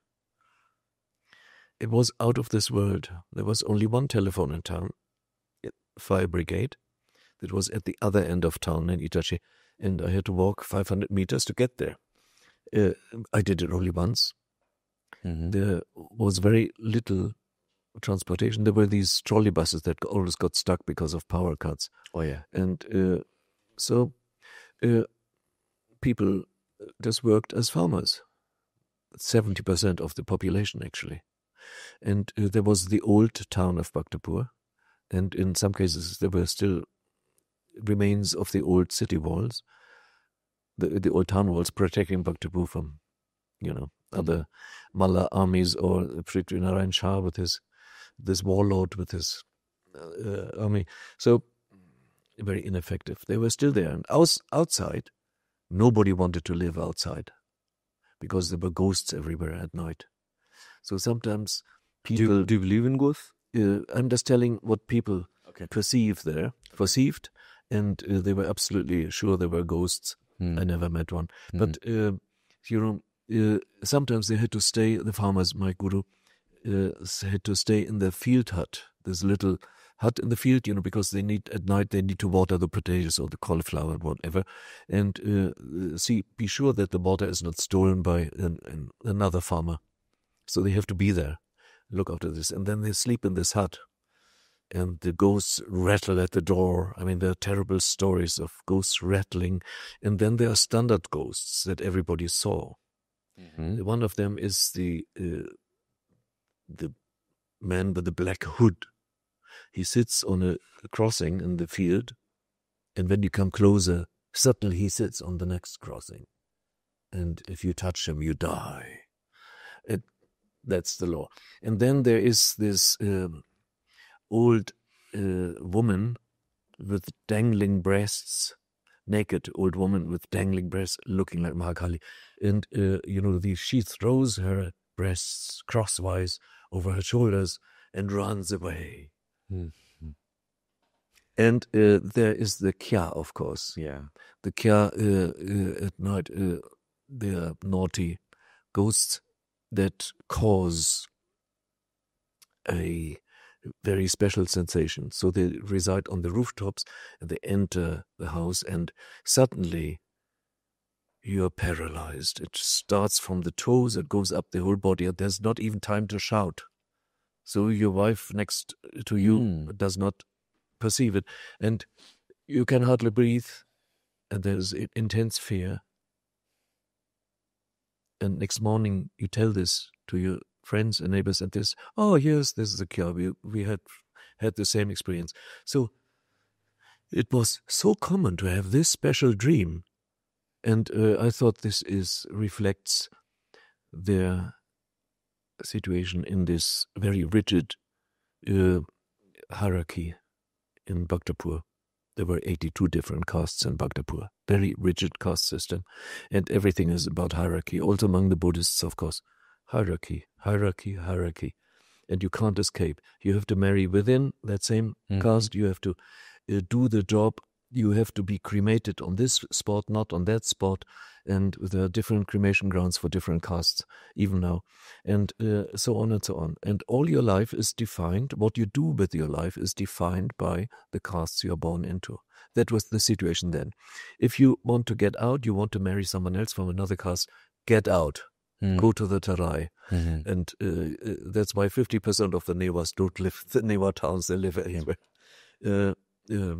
So, and so on. So this dream is this, I'm just trying to interpret it, is a totally inescapable situation which paralyzes. Have you experienced that? No, never. Isn't it just sleep paralysis?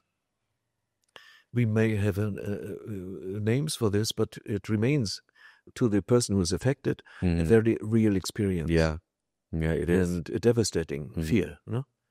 So this is what they say, it's the kya. And of course, kya appear as dancers during festivals as part of Baila Pyakon, which is a masked dance performed during Jatra week. And so the kya appear as hairy creatures with dangling red tongues, and they are acrobats performing erotic acts to the glee of the public. So different postures and so everybody loves to see that. And I wonder why. I wonder why. Yes, I couldn't tell. But it's very difficult. You know, they have to stand on each other's shoulders and then jump somersaults and so on. Is it in some special Jatra or? Yes, Jatra, which is Sabaro Newari. Yeah. Okay. It's the whole week. Yep. During that week, you can see Baila Pyakon. And part of this group are these kya characters, no? Okay. I mean, like you came here because you were fascinated by music and then the drums, of course, but then like it's so intertwined with culture and traditions and things as such. I mean, and it's part of the sacred culture as well. So did you have to, as a foreigner, did you have to win people's trust so that they would let you in, or was it like natural? You know, I found this most amazing, that apart from the Bhattacharya's, there was no barrier for me. Okay. They were so loving and so welcoming and so nice to me. This is, I mean, absolutely astonishing. And I mean, I paid them a little for the time, etc., and for the lessons, but you know, nothing special. It was not big money, just a little bit, and hospitality, tea and snacks, etc. I just want to show you these kyas. Okay, let's see, where are they? This is Makali Pyaga, and now we want, yes, here. So this is one of the postures. The black things down there. Oh, okay. Yes. Okay. With this. Yeah, this is just kya. It goes down, then like a dinner, down, then like a dinner, and etc. No? Fast 7-beat thing. Okay. Very exciting. So the music is. Just look at the faces of the audience. They love it. So it's a very specific kind of music on each of these performances. Yes. Right? Yeah. And they're all here. Wow. So if you want to learn that dance, of course you have to learn this Kickstarting the music, right? And you've been a part of all these cultural events as well. I mean, what do you find fascinating? The most fascinating thing that you've ever witnessed in these performances or jatras or in terms of culture while you are here in Bhaktapur? Yes, and the most fantastic thing is really that everybody is participating in these jatras, no? Either as onlooker or as performer. And this is, this is a necessary aspect of this culture, that it involves everyone. It is a we culture, no? Yeah. Not I am a star and I'm performing on a stage for... No, it is us, trying, or actually accomplishing this harmony with the gods. We include the gods. The gods accept us, the gods support us, and we live in harmony with the gods. So this is, I was really completely astonished. Were you a religious person before? No. Okay.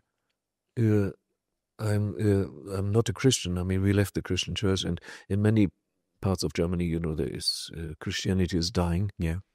And I came from a mostly Protestant area, and this was already in a decline. We have wonderful churches, and we have the most fantastic church music. As I said, I was trained to sing those things, but I was not. Before coming to India, to South Asia, I was not religiously involved.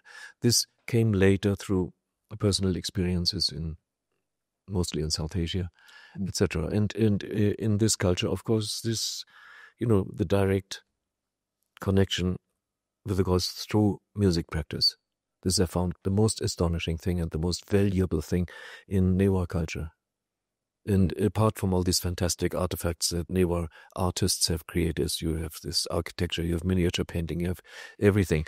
But the music has this very special rule, making it possible for people to feel the direct inspiration of the gods. And now at my age, I'm not hesitant to talk about this. But when I was younger, I said, no. This is very personal, so why should I talk about this? But now I think it's necessary to talk about this because it's so important an aspect. And so I hope this does not get lost. As long as there are Newas wanting to learn music, it will survive.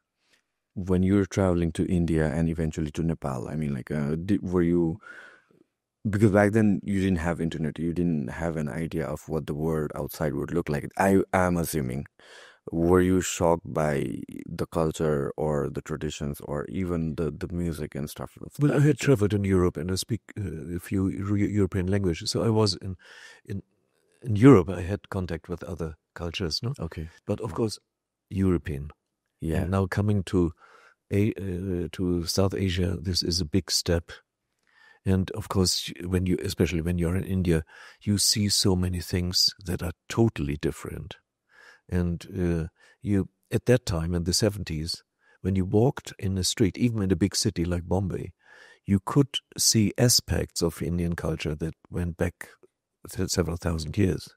You suddenly see a sadhu begging, or you see a Jain monk, etc.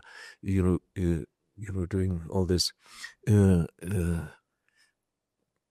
I went to, I wanted to know more about it. I went to such centers, like talking about Jains. I went to Palitana every year, which is, there's the holy hill mountain called Shetronja, and there are 860 Jain temples on top. So this is one of the main centers for Jains. And I went to Mount Kailash in Tibet twice to do the Kora. So this is the holiest place for 4 world religions, no? Jain, Buddhist, and Hindu, of course, and the pre-Buddhist Burn religion. So to them, this is the place, and I count this experience as really my peak experiences in my life. The Kora, Kailash, walking from Mansarovar to Kailash alone on the pilgrim route, and then doing the Kora. And I met some very special people doing this. And of course, your mind is just completely open. So when you say Kora, it's you lie down and Kora, wake up. No. This Kora. Oh, okay. Coda is the production in Sanskrit. Coda is the ritual circumambulation. And some Tibetans do it by doing 3 steps and lining up. Exactly. Yeah. I didn't do that. Okay. I just walked. Okay. And I was glad I was able to walk because it's very high. You have to reach the highest point called Donmala in Tibetan. The pass with the holy rock, etc., and all these flags. And this is 5,650 meters high. So when you sit for at least 10 days on a jeep with almost no walking, and then you come to this place, you have to walk. So this is really demanding, physically demanding. How long is the whole walk? Tibetans do this in one go, in one day, 24 hours. It takes an entire day? But it's very... us it takes, it took me 2.5 days. 2.5 days? Yes.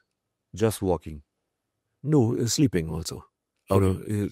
I had sleeping bag, and it is very cold there at night, no? There are places, small monasteries, and now it has been developed.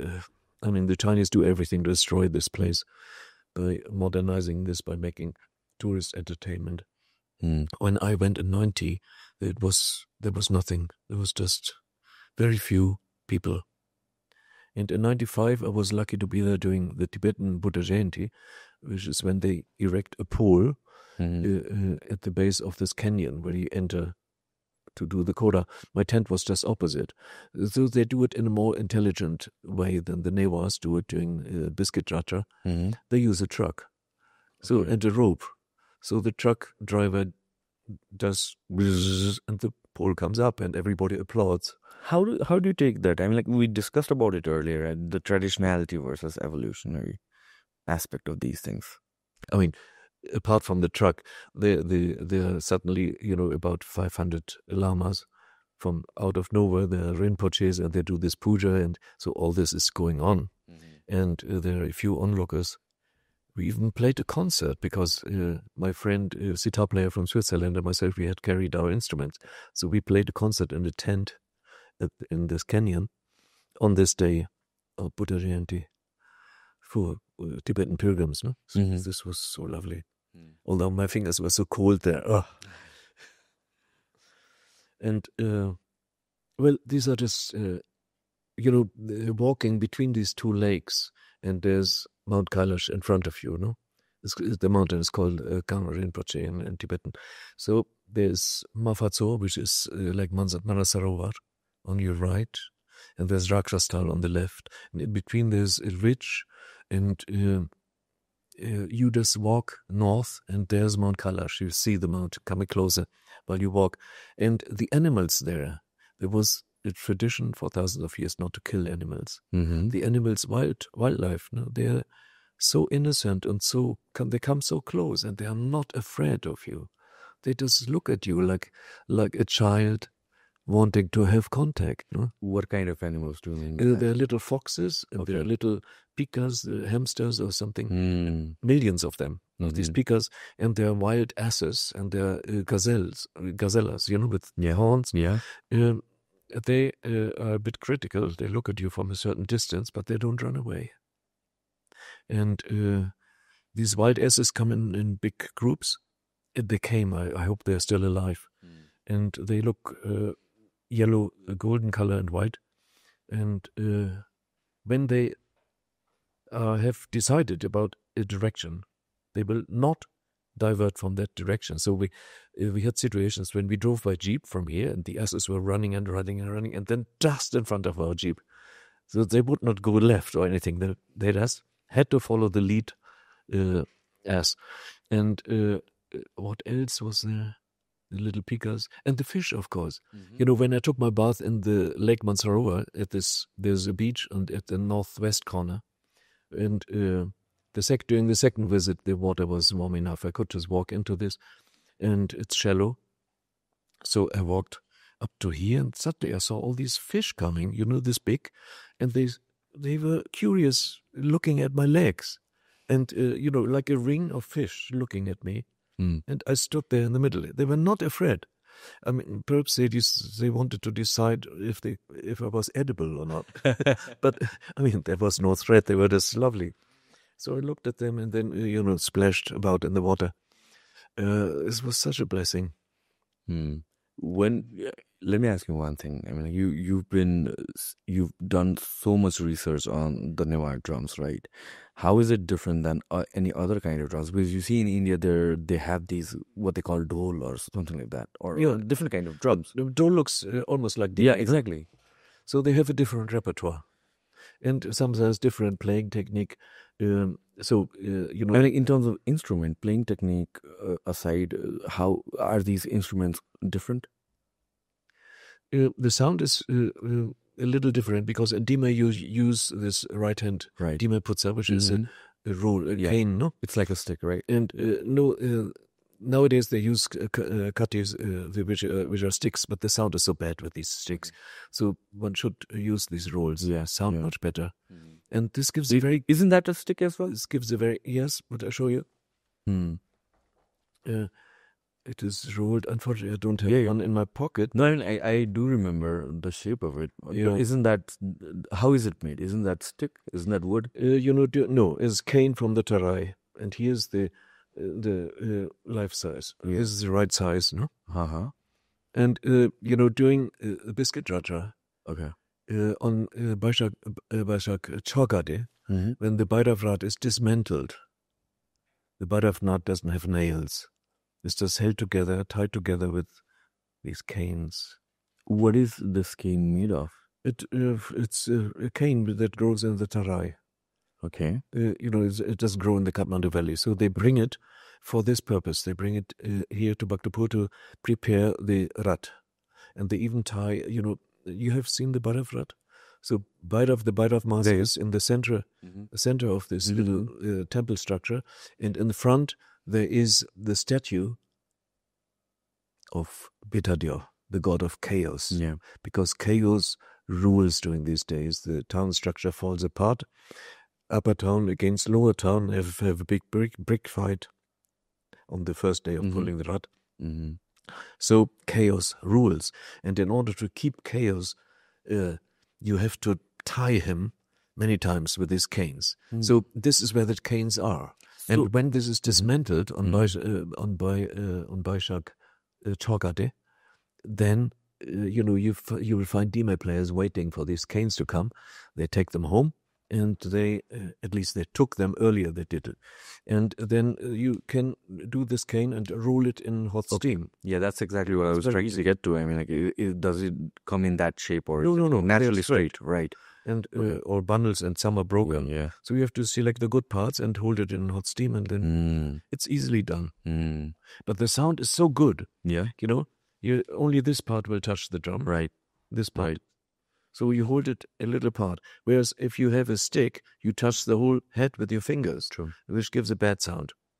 And so in Maharashtra, where they have dhol ensembles, also Muslim dhol ensembles, for Muslim Muharram festival, for example, no, they play the dhol with a stick that is just solid wood, like a cone-shaped thing. This gives a very loud sound, very different. Whereas the low skin here is played with the hands in Dime, no?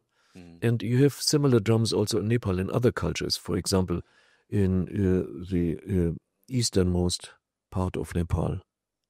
So there people play this dhol type of drum with a very different repertoire and also with relation to the locality. I saw this. And then also the Maji people, they used to play this for funerals, etc.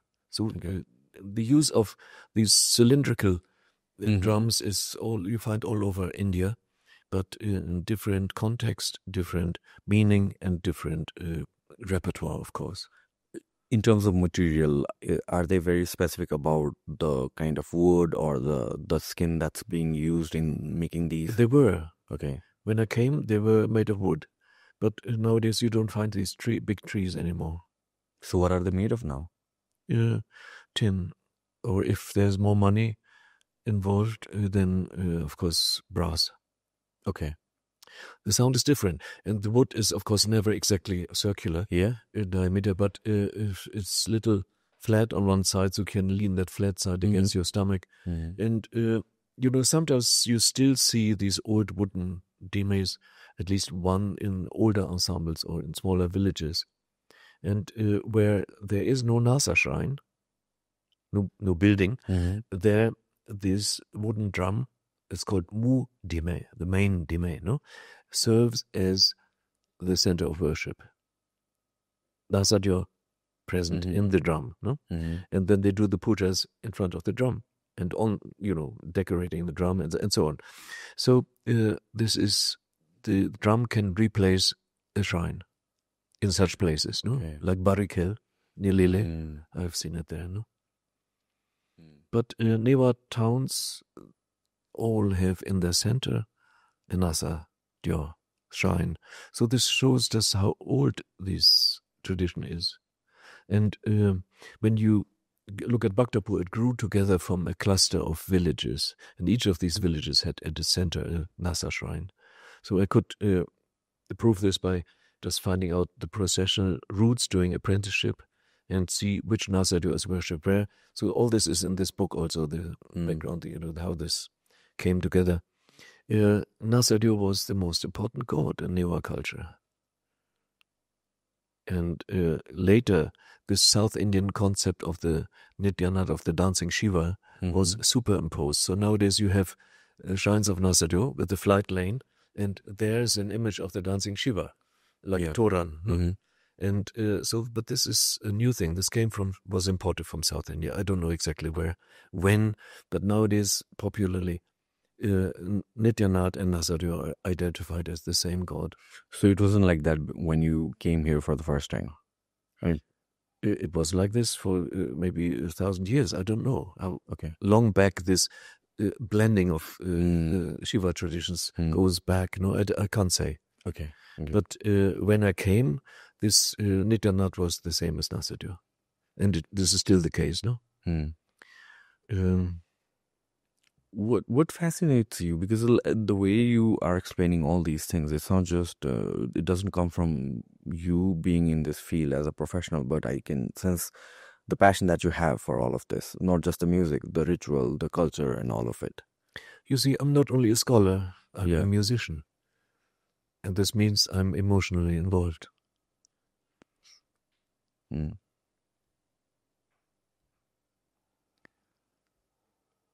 there is something important to give to people with the music, as I tried to explain earlier. No?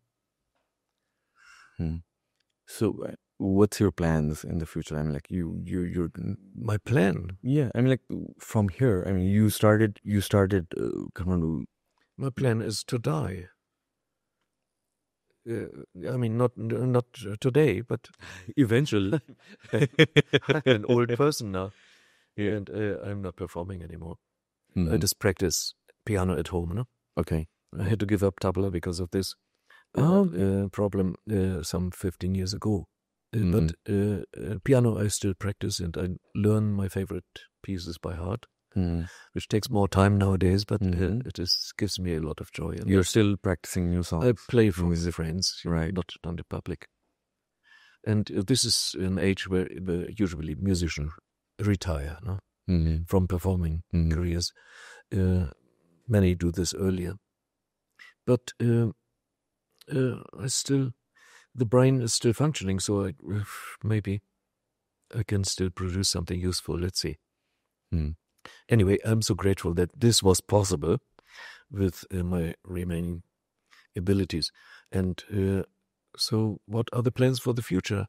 My plan was, of course, I hoped that I could stay in Nepal and be involved with the local musicians and teach people. No? But Kathmandu University has kicked me out, and now I can only come as a tourist. I can stay only for 3 months or 4 months. And I was actually planning to make a house in Bhaktapur, etc. I had a beautiful garden, and all this had to be cancelled because of this situation. I have to stay in Germany. And I must tell you that, I have a beautiful cottage in a small village, and everything is fine. But, after 44 years, all my friends are here. and my old friends, etc., and some family members have passed away. So I'm very lonely in the place where I am, and I'm very happy that some of my Newa friends have come for visits. And earlier we had concert tours of Europe. Now the political situation is very bad for them. But when the war is over, maybe this is still possible. So, and nowadays we have internet, so we can keep contact via email, even via telephone in some cases. I see you're not very fond of the internet either. Of the internet either. No, I'm grateful that this is possible, that I can write emails and come to know what happens here, etc. So this is nice. The internet, of course, is there, no? It just depends how it is used. If it is... Yeah, it's just a tool. I mean, it depends upon who is using it, how they're using it. But in the beginning, when it was established, there were very high hopes that it would be an instrument to use to unite humanity, no? By supplying intelligent information and, I mean, true information, not fake news, no? Yeah. So this is just the danger that fake news is spreading faster than real things, no? And young people just absorb all this and take it for granted. This is the danger, no? True. And anyway, let's not talk about the internet, because I'm not an expert in that. Right. And I even don't have a mobile phone. You don't carry a mobile phone? No. How do people contact you then? No, they do contact me. It's very nice. I have a telephone at my home. At your home? Yes. But what about when you're traveling? When I travel. When you're here? I have a telephone in Bhaktapur. Okay, so you depend upon telephone. Yes. Okay.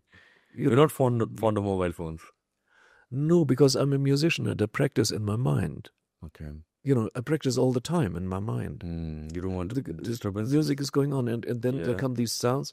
Da, da, da, da, da, da, da, da, da. So you get distracted and it disturbs my practice. Plus it also, I mean, like, talking about going back to the 80s, it used to be there weren't any cars or technology or anything as such. I mean, like, it must have been like real quiet for if you wanted to play music, apart from the processions. If there were no motorbikes. Yep.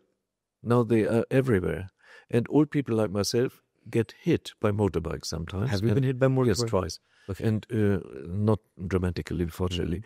But, children can't play outside anymore. Yeah.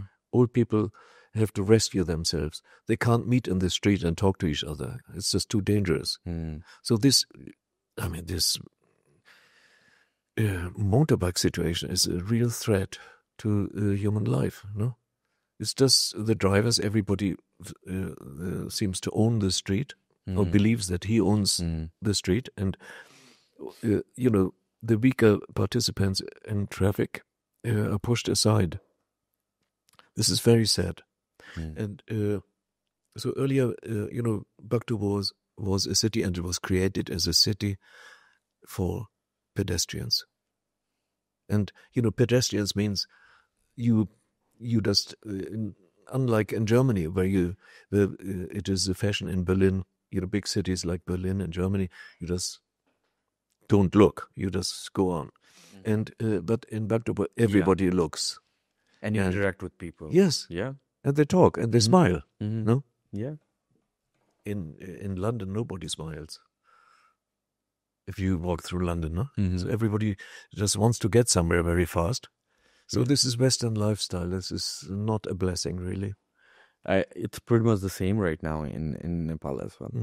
I mean, in the cities, if you talk about like Kathmandu and the major cities, and that's how it is. So I, in my book, the last chapter includes 12 or 13 proposals what we can do, because intelligent Nepali speakers approached me many times and asked, what can we do to prevent the decline of this musical culture? And one of my suggestions is create the political will to ban motorized traffic from the old city centers. And so this is just one proposal. There are many proposals here, no? And that could help to preserve these traditions. And the last page of the text, actually. And I hope some of these things, maybe some people will help to make that happen. Also, Because it would make life so much happier. Motorbikes can be parked outside the old city, if the Nagbalika cooperates. And then there is a joyous living space is created. Where do you go in Kathmandu? There's no place to go and relax with your friends. You have to drive outside to the, and when you walk on the rim of the Kathmandu Valley, it's just a big dumping site. Yep. There's plastic everywhere and so on. But in Kathmandu, there is no place where you can walk in peace. So I hope the Bagmati project, the banks of the river, near our Tripureshwar place. So there is still space which could be turned into a park, and I believe the mayor of Kathmandu has taken interest in developing this area. Okay. So that would be a good solution. No? Of course, it's flooded during the flood. Bagmati comes and takes everything. So one would have to take precaution. But at least then one would have a space where to go. I mean, where do children play? They're just at home looking at the screen and playing with this is a catastrophe. Yeah, I think ours was the last generation where we had spaces nearby our homes, or at least a larger compound, or somewhere locally there used to be empty spaces where we could play. I mean, there are still places, but then it's really rare. I was born not accessible. I was born on a small island. Yeah, with 2 houses and huge place. Half the island was a wilderness. So there was just 2 houses. Yes. So only 2 families were We staying. had to go with our bikes, cross the river, 45 minutes. Bike? 45, bicycles. Okay. To go to school, no? Okay. To drive to school. It took half an hour from the other side. So it's just 45 meters at this place. And there was a bridge, and then unloading the cycle, and then driving to school, with the bicycle. But on the island, it was quiet, and it was full of wildlife. It was so beautiful, and of course we went by boat every day. And this whole river is with the bike on the boat. Now, no, this was only for communicating school or for shopping things. Okay, and the bikes. When you have a tour on the river, you just don't take bikes. You just take your pets, maybe the dog and the cat, and my sister. So I went out and of course in the afternoon there were all my classmates. They came and wanted to join the fun, no? So we took these big boats and we were the pirates on the river, etc. So we had a wonderful time playing outside, and I've always been adventurous, and trusting in my surroundings, in nature, no? And so I just loved it, being out in nature. What was it like being a kid? I mean, different cultures, different societies must have different ways of how people react or how people spend their time. As a kid, what was it like for you? What would you do? Living through adventures in this river surroundings, and also music, of course. Music was always important. And with my friends, we made tree houses, and we lived adventures. We lived adventures, no? We made jungle paths. It's a complete wilderness there, no? Jungle paths, and etc. And, really, I was so lucky to having this wonderful childhood. So maybe this also helped. This trust in my surroundings helped me when I did this long journey to India, overland for the first time. No, because this is not without dangers, of course. If you look back, so anything could have happened. So you mean the hippie trail, right? Yes. Okay. But I never thought, that I was in acute danger or anything, because I had a basic trust into humanity, and people reacted to this trust, maybe because we were so young. So now when you look back, you see where things could have gone south. Yes, of course. Okay. No, I was very lucky, and this basic trust in life that I'm lucky to have still had been very helpful, no? Also in meeting people, and so you can immediately relate to each other, no? Yeah. And this is, if you're an artist or a musician, this is just essential. You need to understand life, no? And you need to understand other people. And because you want to interact and you want to give something essential through music. And there is, of course, this thing, you can call it selfish, but every artist needs to protect his talent, his or her talent, no? And this is, you have the responsibility. When you see there's something special that you have discovered in your, let's say, in your makings, so then it is necessary to protect it and to develop it and to cultivate it, no? And so this is very much the case with music apprenticeship, that in the case of tabla lasted 24 years. So without this, this protection, thus making it possible to happen, and leaving other things aside in your life, no? All sorts of entertainments and whatever. It requires not only this talent, but also the love for this, and to see that this is the most important thing in this life. And so I'm so grateful that this worked. I could really proceed. And I wish every person that they take in their young age the trouble to discover what is really there for them in life, what specialty, what profession, that they don't end up at frustrated bank clerks or, where they just do a job because they need to have that income, etc. I've never been able to, and never felt the need to earn a lot of money or anything. No, sometimes I've been very poor, and most of the time I was somehow supported, but I was also sometimes without any money. But it was not so important. The important was actually the music, and to give things. And it's not compatible. You can't be a bepari and a musician at the same time, because music is essentially giving and not calculating and make a profit. And this is just not. I couldn't do it. I was always very bad in maths at school, so I'm not made for that. I mean, like, besides music, because you've dedicated your entire life ever since the Mumbai thing, and then like here as well. I mean, like, and it must have been a largely meditative process as well, where you are dedicating your entire life into learning something, an art form. Yes. What else would you do besides, like, when you are not practicing? What would you do? I love gardening. Okay. I love cooking. Uh-huh. I learned cooking in Bombay. Okay. And I since then I have cooked every day my own meal. Even till this day? Yes. Okay. And maybe this is what remains of my study of chemistry. In chemistry, you stand at the fire. It's that's a nice way to put it. Mixing substances, not to eat them necessarily, but to mix into. So this is what I do every day. Involuntarily eating it sometimes as well. No, I mean the food I'm making. I take care that it's really healthy and nice.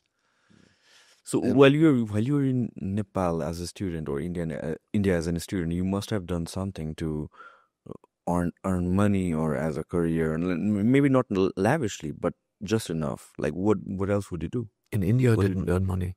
You didn't earn. I earned money before coming to India. Okay. Working in hospital as a night watch.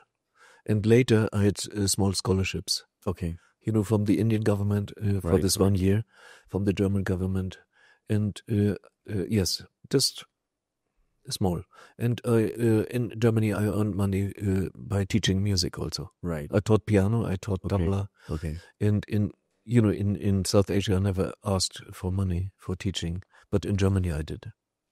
Because they had money. No? Mm-hmm. And, when you don't ask for money, you can select your students. Yeah. And so I want to be friends with my students, not exploit them. So most of your life, you've dedicated it just learning and teaching and the finances. Yes, and it was a good life. Concern. Yeah. I can assure you. I'm very, very grateful for this life. Looking back, of course, I made mistakes also, etc. But mostly, fortunately, I did the right decisions when the chances were offered. And this is so important that you realize this is a chance that is coming in front of you, that you don't take the wrong turn. No? Right. How do you recognize that? Well, this is difficult to say. Sometimes you need advice from a more experienced person. That's why I'm asking you. Yes. Thank you. But my experience is not enough to give such a definite response. You are a very clever person, I think. So you don't need that advice. And you also look like a happy person to me. I am indeed very happy. Yes. Before we wrap this up, on a serious note, what advice would you give to somebody who's listening to you? And you've had all sorts of experiences and your philosophy on life. I really appreciate that you honor your satisfaction in life. That's the most important thing. And for some people, it might be money. For others, it might be experiences or learning or whatever, relationships, a lot of it, right? What advice would you give to somebody? Because most of the audiences that watch my content, they're younger people. It's between the age of 16 and 28, 30. What advice would you give them? My advice would be take interest in your old culture, in your tradition. Take interest. There's so much to gain and to learn from this. So much more than you see on the surface. And if you go to the roots of this, the rewards will be immense. Really. All right. That was a wonderful conversation. Thank you so much for your time. Thank you for your time. And also for your questions, because I hope I have answered them correctly. Yeah. And this conversation will help some people who are looking for something like this. I mean, I'm an extreme case of participant observation, which is the method in ethnomusicology, I'm just joking. So it is more, I'm living this culture, Anyway, I feel so odd talking about myself all the time. So now let's finish this somehow. All right, listen, thank you so much. Thank you so much for your work. Thank you so much for your time.